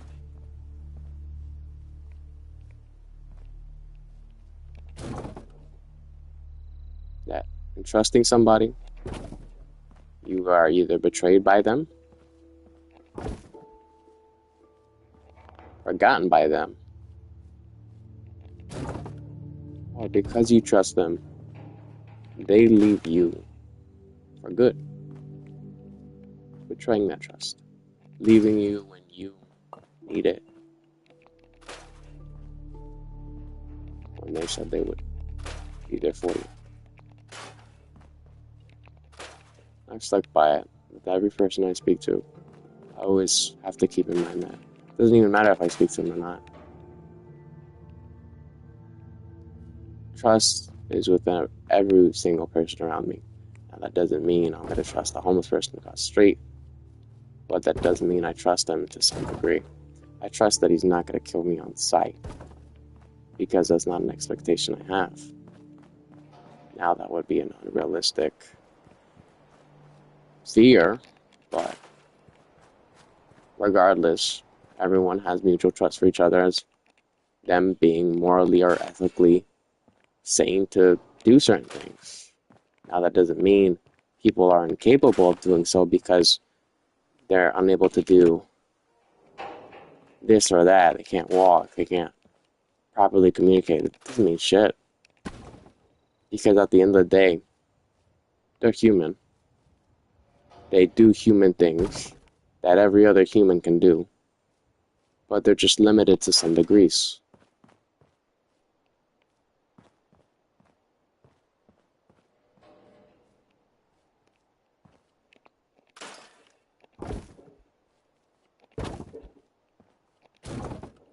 Now, for example, like Antonio, and they do that little hand thing.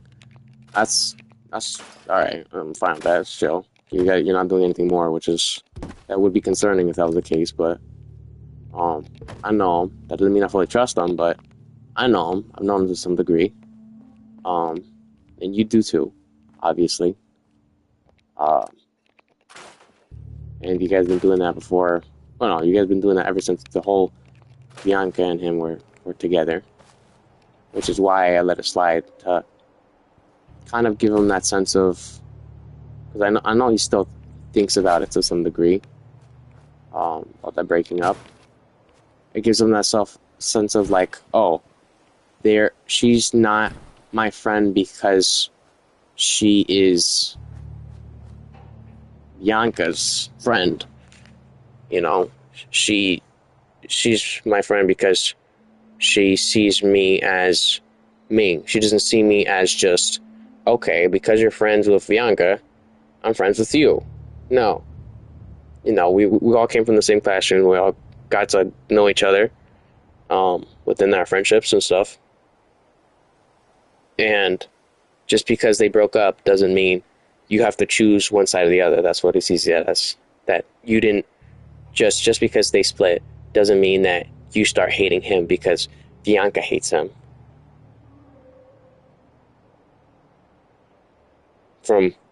I guess I'm going to just kind of speak on his part too. That would show that you're not fake, because fake people would just go ahead, like, unless he was like some dude who was criminally insane, like freaking hitting her or whatever, which he wasn't. And that would be a valid reason to not be friends with him, if that was the case. And that's the reason as they broke up, but it wasn't. That'd be a valid reason, but since that's not the case, and you still communicate with him and still treat him within that similar manner, that still respects our relationship, that's okay. That's fine. That's okay by me. It's nice that he still, you know, even though because we saw, the last time we saw him, he seems pretty, I say, he's not as joyous as before. And I don't know if you've seen that as well. He used to be more lively.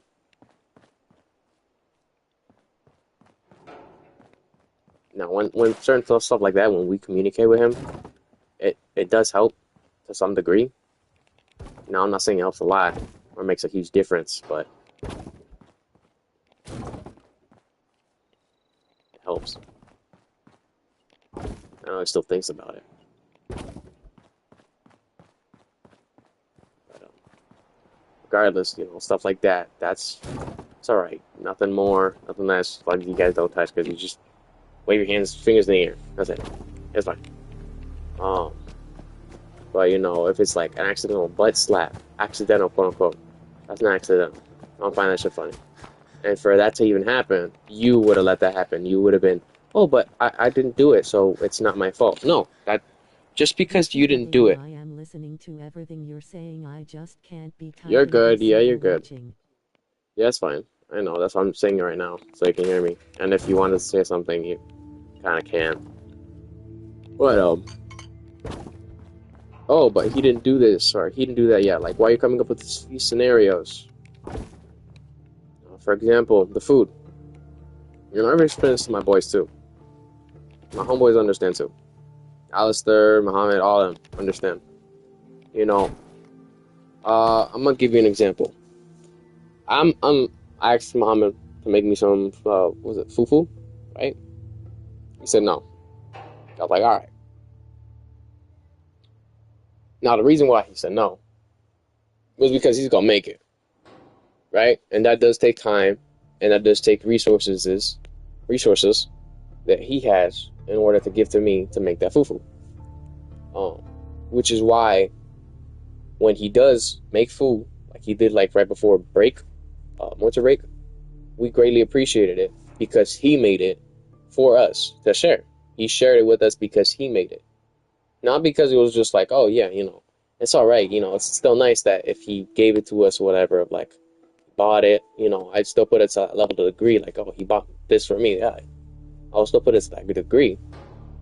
But if he made the food, yeah, it's not just for me, but he took into account and took into consideration what we wanted, and he made it with his time and his food and his resources.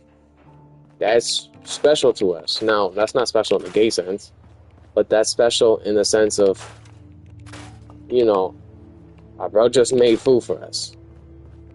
We are chilling here, eating food. You know, we're all chilling together. The same classroom and everything.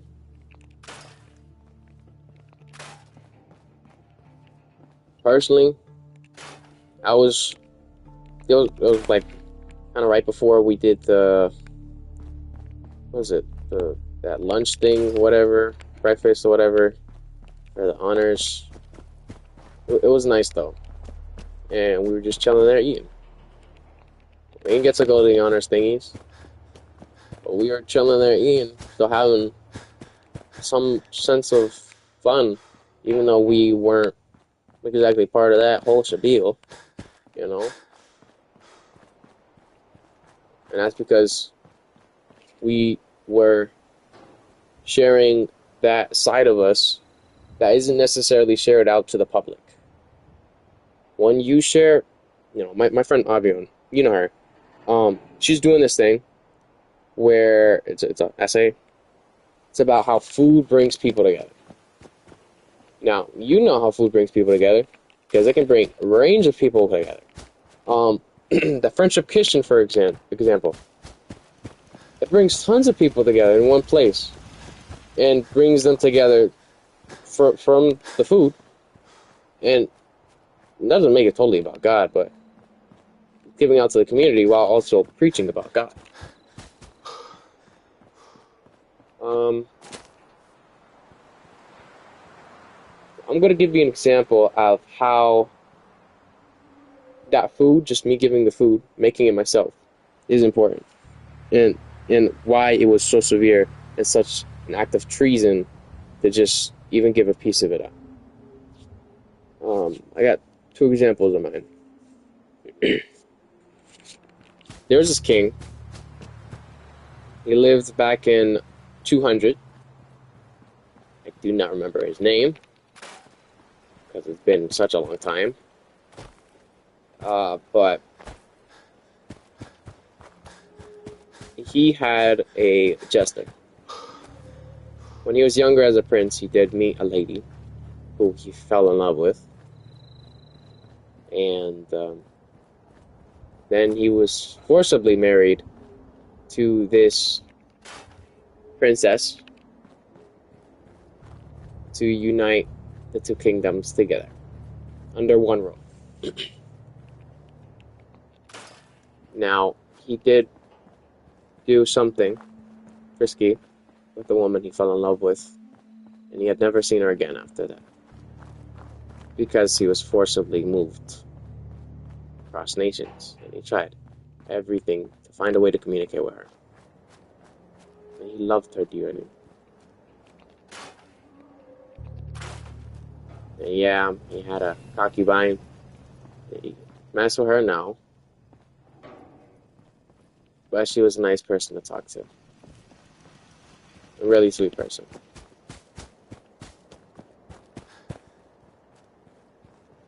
And his concubine, she actually knew the woman he fell in love with. And the king found out that she died. But she bore a child. His child.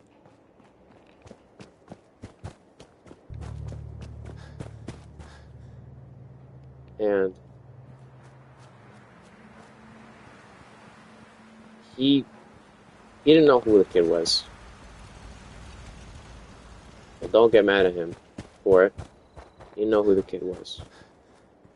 There was a jester that used to, mess with him and try and make him happy. And this jester used to make the most absurd jokes. He had the most absurd acts as well. And he lived right down 2 houses, or how do I say it? 3 houses? 2 blocks down. Blocks. Yeah, but he didn't live too far from the castle. He had recently moved from a different nation. And he admired the king so much.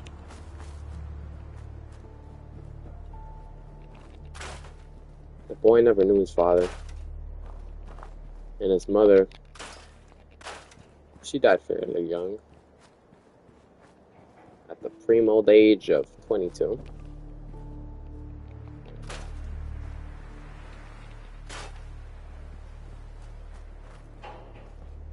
When he met the king, he was 17.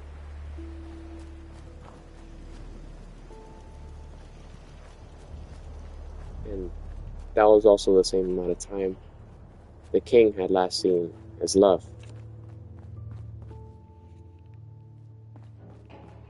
He didn't know it yet, but that was his son.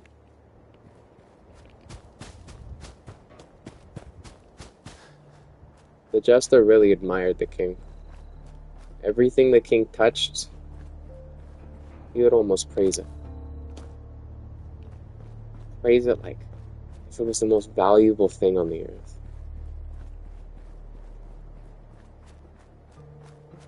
Yet, he didn't know his father. He didn't know that was his father. He admired the king and how strong he was, how powerful he was. And not just the power he had as king, but the power he had as a man. The power he had as in to withhold himself with such great degree of power and strategies within any aspect of the kingdom.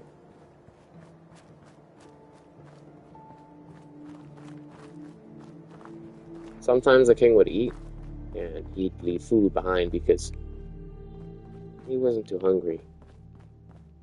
They'd throw it out. The jester used to take out of the trash and eat it himself. He wasn't hungry though. He was getting paid handsomely. 20 mer. Wasn't too bad. Enough to buy a bigger steak. Anything the king threw out that seemed like trash, he'd keep. He'd store it in his house. He used to put it up on the walls. With tar.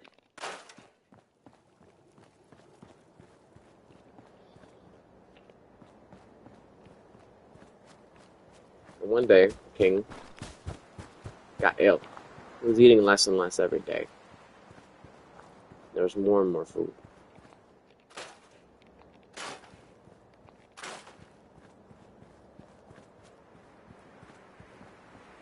And he realized that he was poisoned.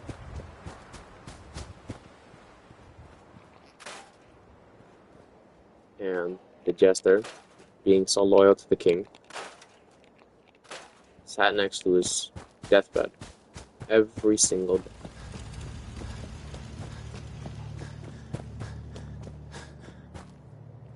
Eventually they talked and talked, and they found out they were related.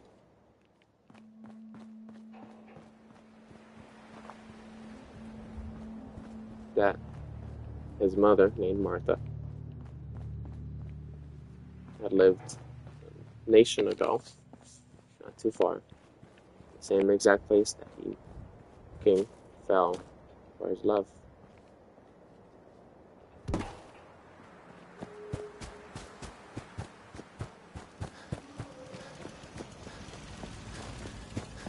And the funny thing about the king is he really liked spoiling some of his servants.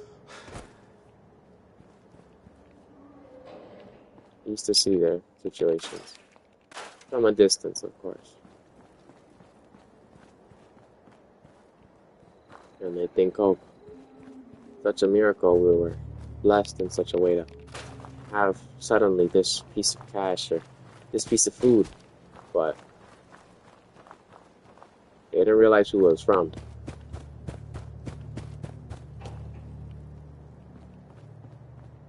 The king had known that the jester was taking some of the stuff he threw out, which is why sometimes the king would throw out stuff that was valuable, so that the jester could keep it, so that he, in case of emergencies, could sell it. The jester would never sell it though. He loathed the king.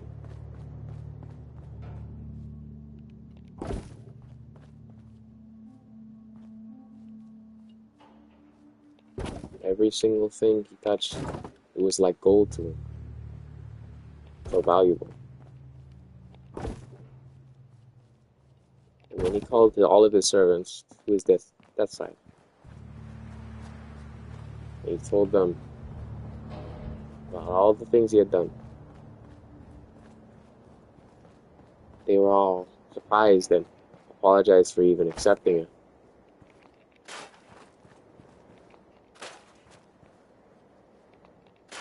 Because yes, they were happy with what they got, because it helped them. It was a benefit to them. It was for them. But what was more important was who it was from.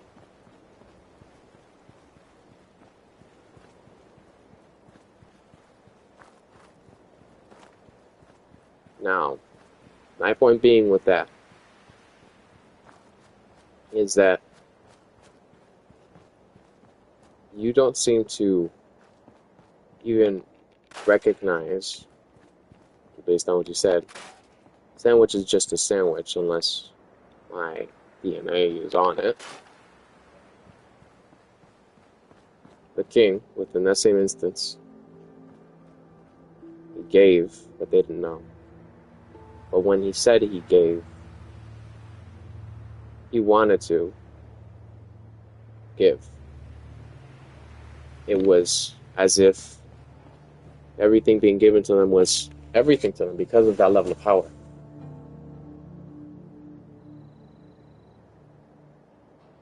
The same thing as that king and his servants basically seeing the things that they were given by the king, not until they were told it was from the king. Like gold, like how you see it. Oh, it's gold. This thing's so important because your DNA is on it. The king and his servants were like, oh, that's so important because it's from you, my master.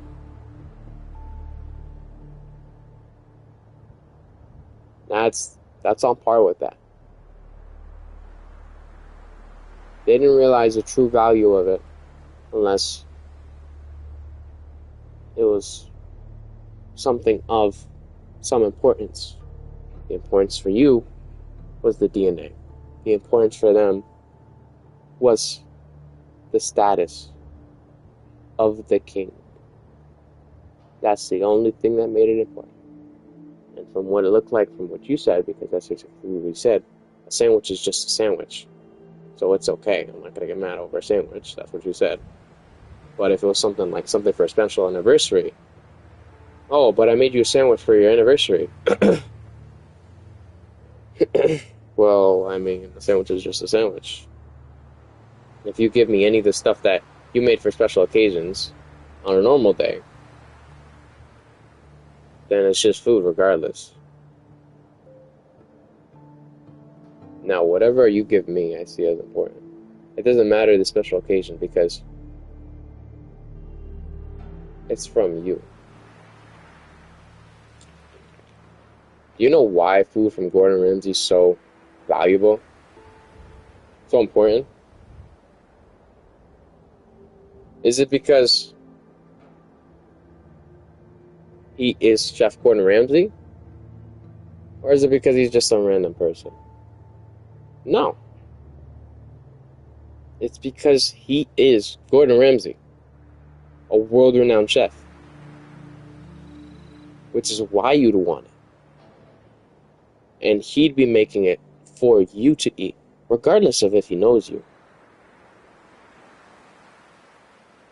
So if you know that, and you know that for a fact, and if someone very close to you, the supposed love of your life, makes you food, now it doesn't have their DNA on it within that sense you're thinking of, but has the oils, the sweat, the tears, the blood, the pain, the sorrows, all of this emotion that they feel for you, that they sacrificed, that they suffered in order to do it every single day. And yet you say it's just food. It's just a sandwich. It's just a piece of bread. It's just a bagel. I value what you give me because you give it to me so little, I guess. But you seem to value mine's a lot less because I give it to you every day. I'm giving you consistency, and you're giving me once in every while. Now, I'm not saying you should give it to me every day, but you're telling me everything I do consistently, like bringing you food, you share because it's just food.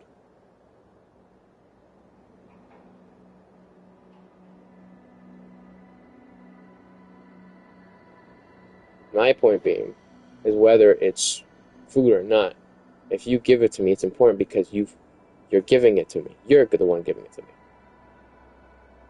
I don't care if you made it or not. You're the one giving it to me. So it's going to be just as important if you made it or if I had your stuff on it. You know what I mean? That's like you giving me one of your, and then, or me going ahead and doing in the corner of the spot, whatever, right? What we did back then with the hands or whatever, right? And then dapping up my friend. You didn't like my DNA on them, or your DNA on them, right? Oh, it's not the same thing. So what are you talking about? Why are you talking about your friends, whatever? You're saying it's important because my DNA is on it. A handshake is just a handshake. So what's wrong with that? Your DNA or not?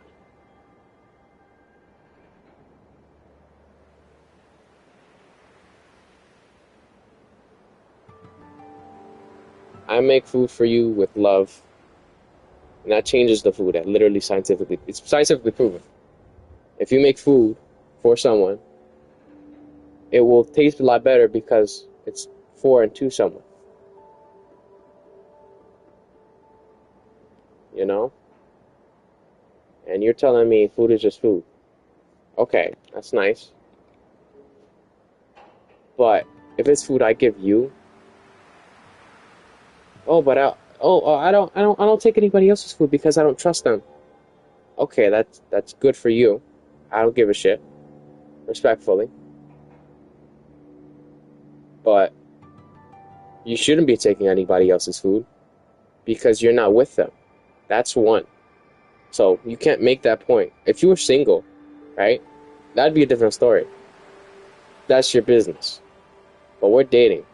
So it'd be really wrong to be taking some food from some random ass boy you just met in class, or some random ass girl you just met in class, and they literally just made it for you. That looks wrong, because if I did that shit, you'd be pissed at me, right? Because what is she doing making food for you? What is she doing making food for you, right? That's what you say. Because it's for me. She made food for me, which means she sees me as important. Which you see it as, she sees me as important. Which makes the food even more special because they see me as important. If I'm making you food, I'm telling you I'm seeing you as important. Without even saying it. I'm showing it through my actions.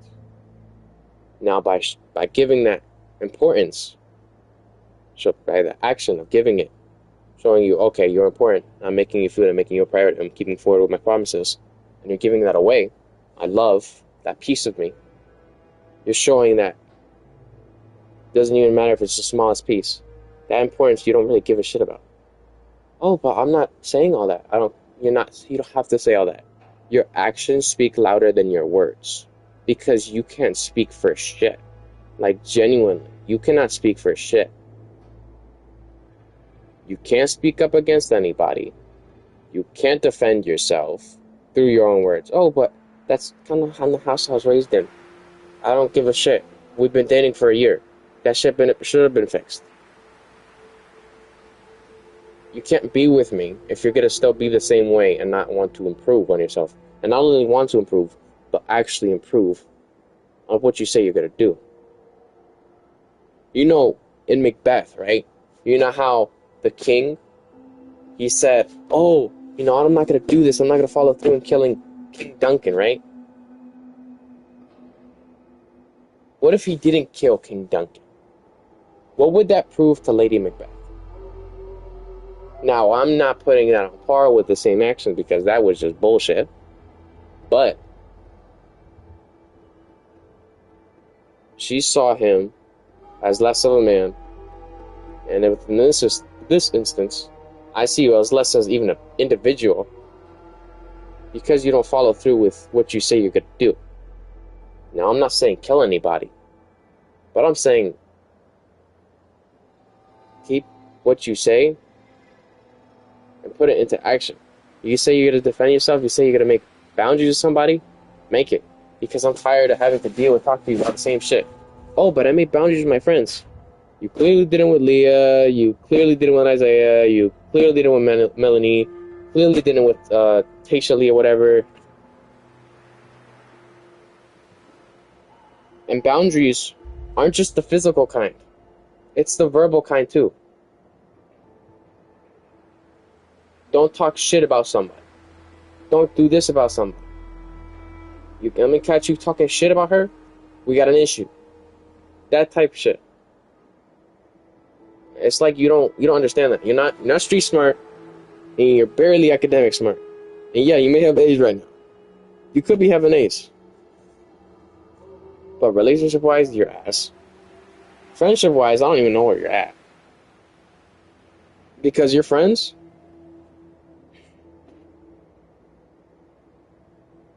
I don't even know what's up with your friends. I'm not saying, oh, you should get rid of them or anything, but some of your friends look shady as fuck. And, you ask for them for advice, and then when you ask me about it, you don't even listen to me. You don't. You genuinely don't listen to me. Oh, like, how are you going to say I'm not listening to you when I'm listening to you right now? You know what's the process of listening? It's hearing what I say, translating what I say in your head to properly understand it, and actually understand what the message behind those words are. Because words are pointless. Words are just sound. If you don't understand the meaning of that sound, what's the point in listening to it? What's the point in hearing it? Let me phrase it. What's the point in hearing it? And if you're just hearing it, you're just hearing it. You're not listening. You're hearing. And then not only processing what was said, translating it, understanding it, but putting forth and using that knowledge within every single action. For example, you tell me you don't like me punching you in the face. Okay? She said not to punch in the face. Not to punch her in the face. Okay. So that means I don't use my hand and hit her really hard in the face. And then right after that, I just don't do it. That's listening. That's listening. That's listening and acknowledging. And I say acknowledging because they're like, okay, I'm not going to punch you in the face anymore. And then the act of listening is doing all those steps that I just mentioned and putting forth action with it of not punching you. I mean, keeping that further down the line. Not just, oh, she told me not to punch her, so I'm not going to punch her for a few seconds, and then I'm going to keep punching her like a few seconds afterwards. Because that's not listening.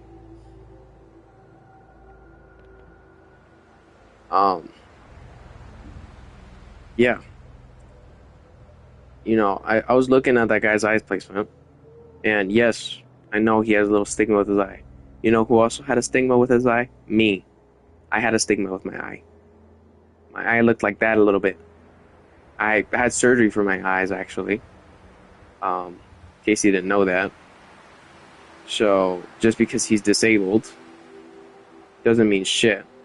Oh, but I'm trying to undermine him or whatever. It's just like, why would he think that? He's a human being.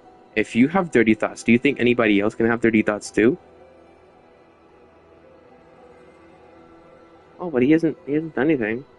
Well, I'm not saying he will do anything, but I'm saying be careful if he does. And that goes for everybody, not just for him. Any individual, male or female. Because from what it looks like, you're a floose. You're like the type of girl who's like, I'm gonna just, it's okay, it's fine. Just here. You don't say shit. Doesn't matter if you don't like, oh, I don't like this. But do you ever state that you don't like it to that individual? You complain so much about how you don't like things, right? But you don't do anything about it. Oh, but that's why I don't talk to you about it, or da, da, da. If you don't talk to me about it, you are just being a B-word. You don't got nothing to complain about if you don't put no action to try and fix it. Especially if you have the power and authority to do so. If you had no power or authority to do so, you can complain all you want. But God gave you a mouth. God gave you a brain. If you can tell me how you feel about how you don't like what this person does, and they're your friend, the person you chose to communicate with, the person you chose to interact with, and they're interacting with you in a certain way that you don't like it, and you don't do anything about it, you know what I'm gonna think? Damn, if she's letting this person do this to her, and this has happened so many times of you not liking this person touching you like this, or this interaction with this person, or you told them to not hug you, whatever, right? And you did nothing in front of me. Because, I could have stopped that that Isaiah thing. I could have stopped that Leah thing. I could have stopped that whole Shabil with you texting Iliano. Or I could have told you to block. Could have told you to put the shit on private. But whether I told you to put it on private or whatever or not, wouldn't change shit because you still had a full blown conversation with him, and you know what? I'm always gonna hate you for that. I'm not gonna forgive you for that. All the shit you did, I'm not gonna forgive you for it. Why? Because you never even tried to fix it. Did you walk up to Isaiah literally a day afterwards, or not even the following week, because we had to go into the weekend? That weekend we had like a 1-day break, and communicate with him about it? No. We walked past him, and you had your head down like a little puppy dog, like he was your master. People that have their head down, right? You know what happens? They usually give a head to that one individual. They feel ashamed. You looked like a puppy dog with a tail in between their legs because they pissed on the floor. Because they fucked up. But it didn't look like you fucked up because you got caught with him, but because you felt like you did him wrong. That's what it looked like to me. That's one. Two, with the hug, I couldn't stand that shit. The whole name calling thing, I couldn't stand that shit. And you didn't respect me with it. Why? You didn't say nothing back. And he said, oh, if he does something again, I'm gonna stop him. Stop what? Air? I kid you not. If somebody tries to molest you or some bullshit, you're gonna let it happen. Oh, you're like, why the fuck are you saying this on stream? What the fuck are you saying? If you've let somebody get so close to be able to whisper in your ear and just wrap their arms around you, and you just freeze up, or you let them play with your hands or whatever, and you say you don't like it, but here you are letting it happen, not once, not twice, but 3 times in one day, with Leah. Oh, what do you mean? The second. Focus on what I'm saying. Then, and you just freeze up. You don't do shit about it. You don't even recognize it. You don't say, no, stop. But you can slap me in the face. No, you can bite me, whatever, and get mad when I slap you with like a little puppy slap or whatever. Of you biting me. Or you can get real mad or whatever when I do this and stay silent about it. Or you can scream down my throat or swear at me or get all mad and give me attitude because I called you off. Because I called you on your shit. And you get mad at me for that. But you ain't want to get mad at people that disrespect you because you don't like it, but you don't even say anything about it. If somebody touches you, I promise you, I don't even care if it's jokingly or by accident. If somebody grabs or slaps your ass or any part of your body, could be messing around with you. It could be a female or a male. I don't care what they are. Male, female, lesbian, gay, whatever, any of that bullshit. Even as a fucking animal, will never talk to you again. You're getting really close calls. You're on a thin line right now of being with me. You are. You're on a very thin line of dating me right now. The only thing that's holding you in place right now is one of two things. Because I love you and Leah. That's it. What does Leah have to do with it? She's giving me some sense of clarity as to what I must do in order to get through to you. I promise you, if you mess up one more time, you're not speaking to me ever again. Oh, but like, that's not fair. You know I'm gonna mess up regardless. Well, then you should have never messed up in the first place. You better think of every possible event, every possible occurrence. And if you think I will get back with you if somebody accidentally touches you, like fucking Marco's sister, I'm never gonna speak to you again.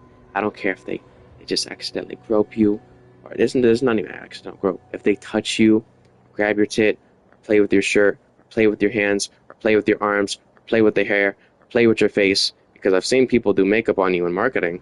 I've seen that in the background before. I have pictures of that. Let me find out that they're touching you, even accidental. Let me find out he does that, or some kid in marketing, or some kid in your class. Let me find out. And you're never seeing me again.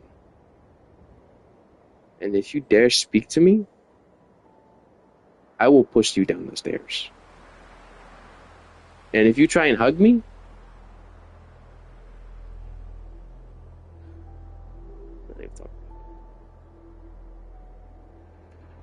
you will be the most disgusting, vile, insignificant piece of shit that ever exists in my life.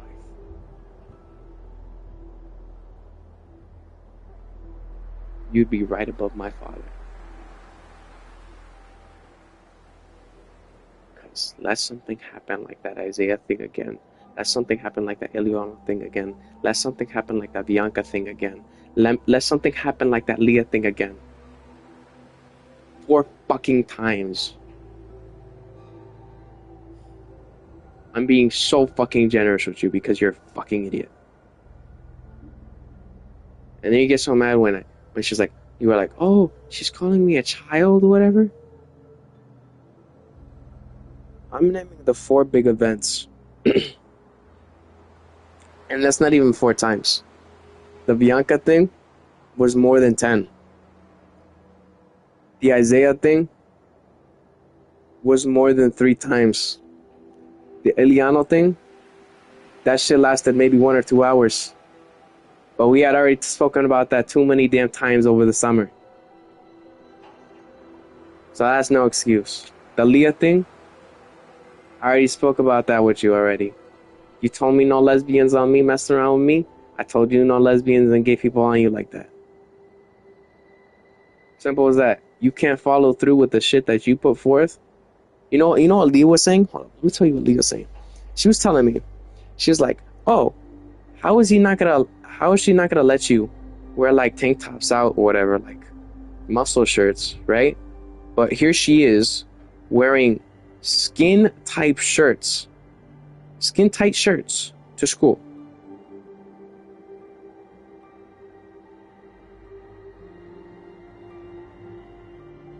And I was like, oh, yeah, you're right. I do genuinely get pissed from that. I don't say it because I hope you fucking notice it, but you never do because you're a fucking idiot.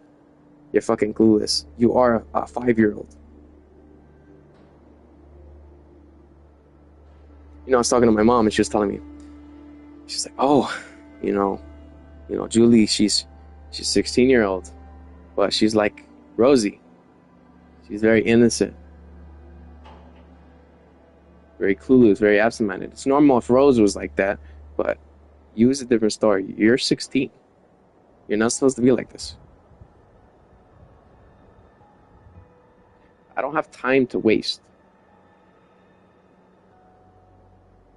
If I have to deal with more shit from you again, I'm not going to deal with you anymore. I'm just going to leave you.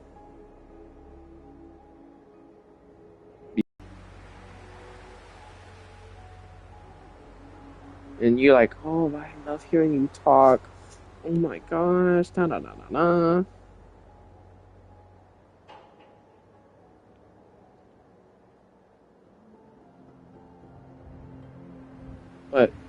That's all you do. You just admire me. Yes, I like that. But I want to be heard as a person too, you know. I want to be listened to properly. And I only want to go to you about it, you know? And I have Leah calling me about it. Leah called me. I was on call with her for about 2 hours.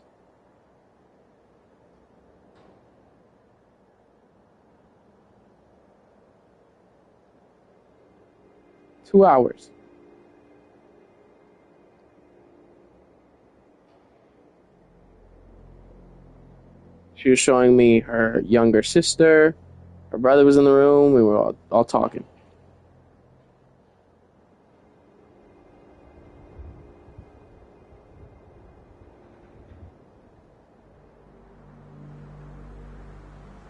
And this is the way I communicate with you.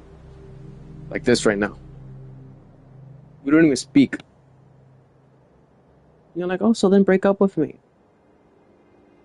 It's like you never get the point.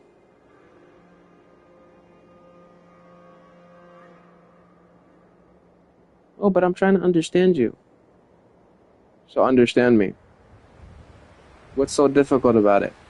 I tell you how things are the way they are. But you can't understand me? You speak English. But you can't understand what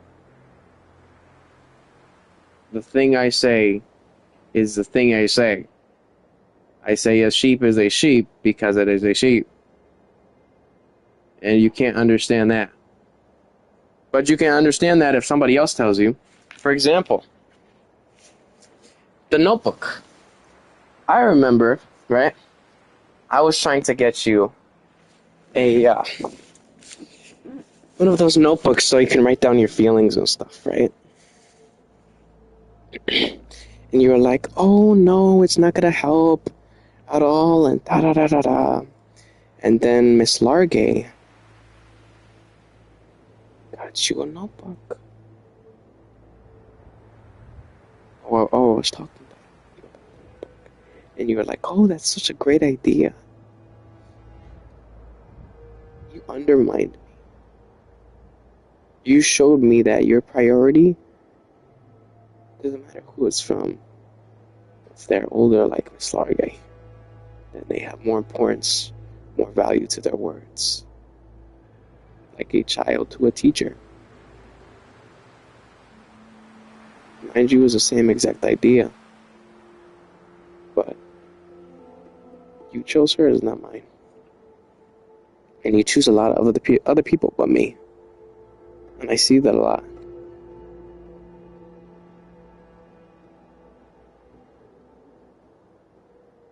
So when other people choose me, what are you gonna do then? I'm gonna kill all these bitches. Da da da da. You know, do shit.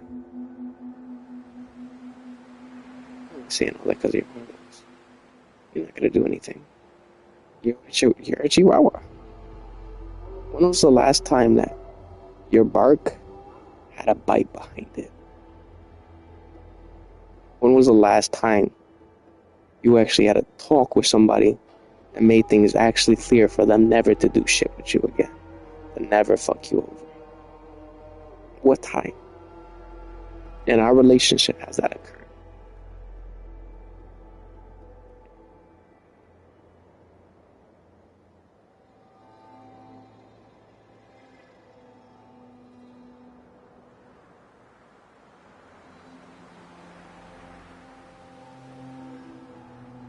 I always feel like I'm talking to a brick wall.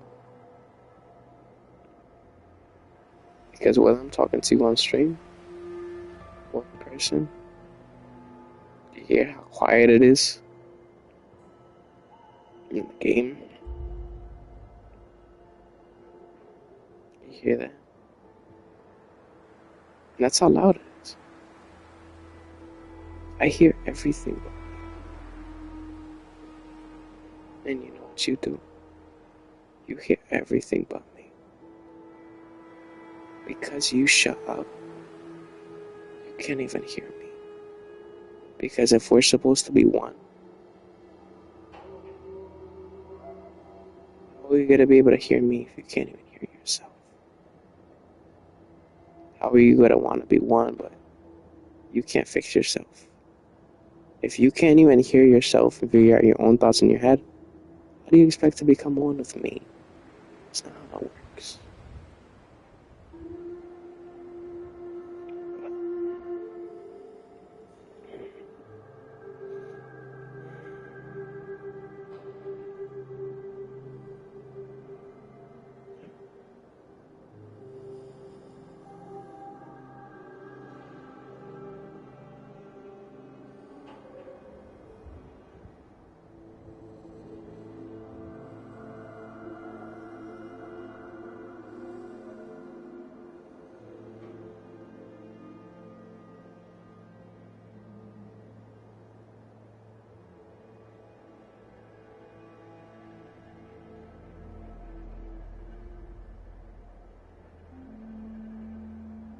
You know, when I was walking back downstairs, there was this guy he was talking to his, I think it was a girlfriend. He was like, oh, I saw you hugging that dude or whatever. He was like, oh, do you like him? And she was like, no. So he was like, oh, so what was the reason of hugging him? And she was like, oh, nothing. I don't like him or anything. And that clearly showed she had some sense of reason behind it, that hug. You got all mad. I don't know why you was rushing off. You're like, go, leave me alone, whatever.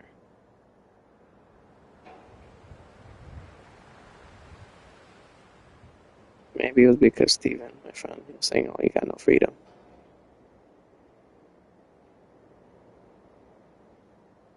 No, he wasn't talking about you. Or you could have been, but he was most likely talking about Javian's birthday party and how I'm not gonna be going. Yeah. Nice, right? And you were giving me attitude because of that.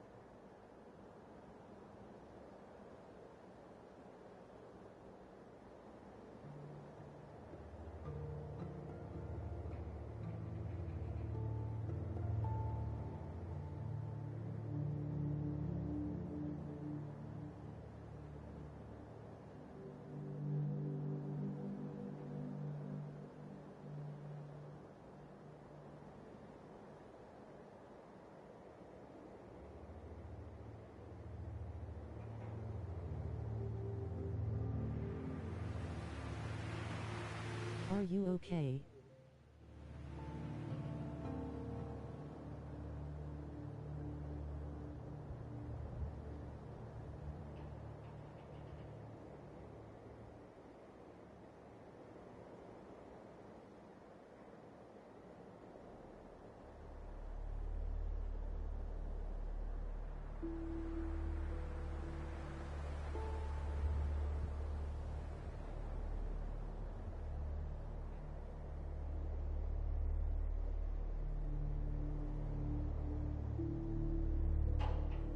Hello.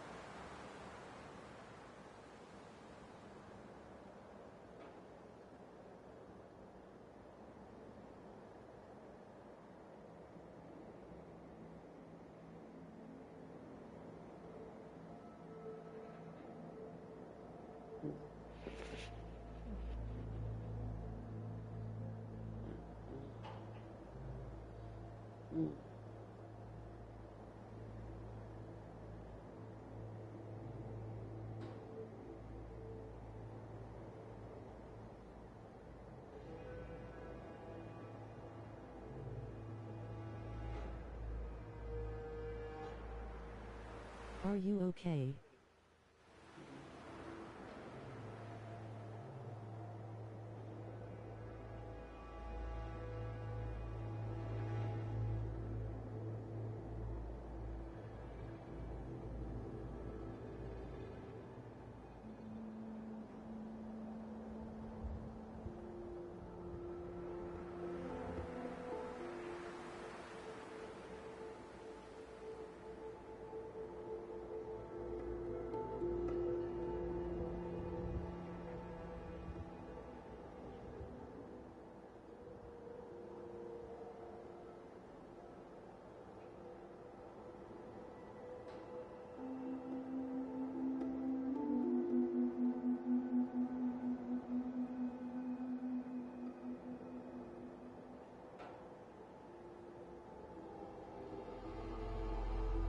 Hello.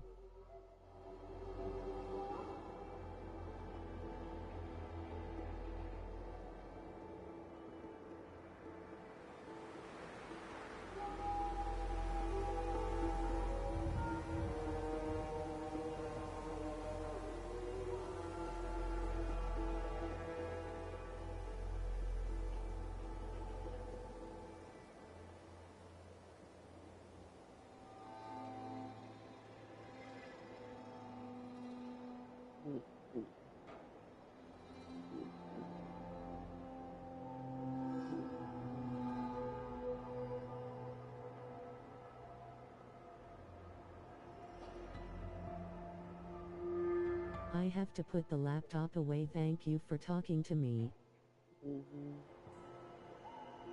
You're welcome. and have fun while I sleep, all depressed, alone.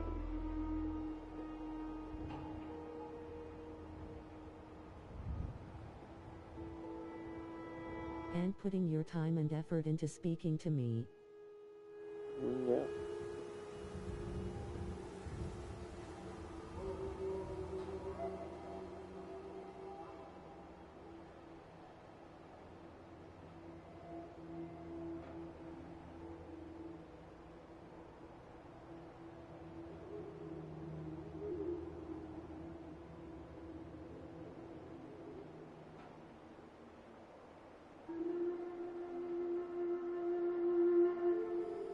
Get some sleep.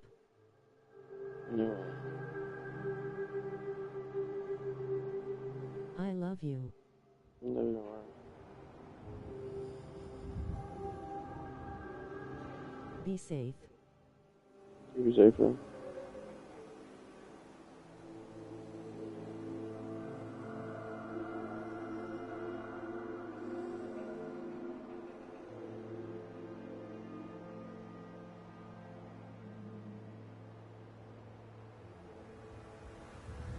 I want.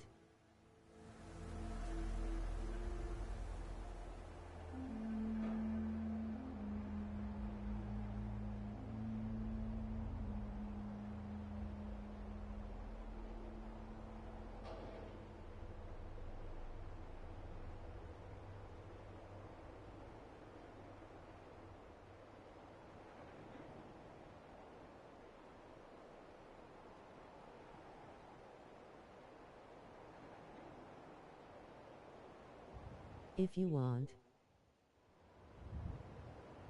You be safer.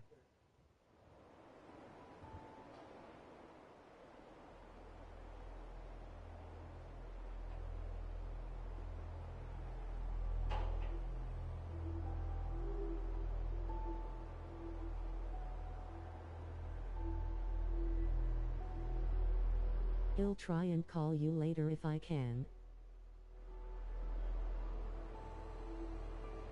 Muwa. Face red heart shape, face red heart shape, face red heart shape.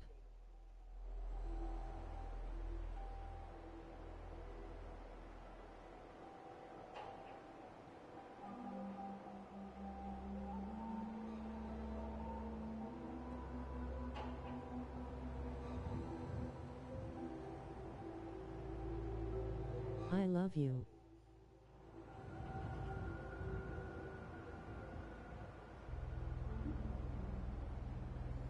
For all eternity.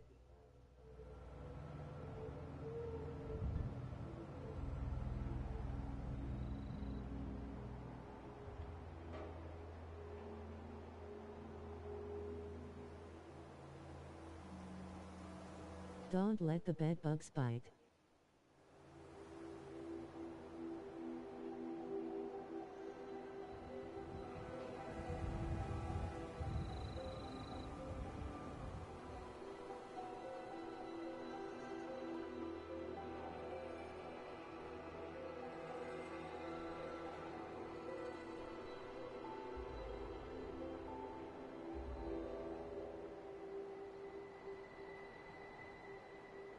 Face red heart shape, face red heart shape, face red heart shape, face red heart shape, face red heart shape, face red heart shape, face face red heart shape, face red heart shape, face red heart shape, face red heart shape. Good night, sleep well, face red heart shape, face red heart shape, face red heart shape.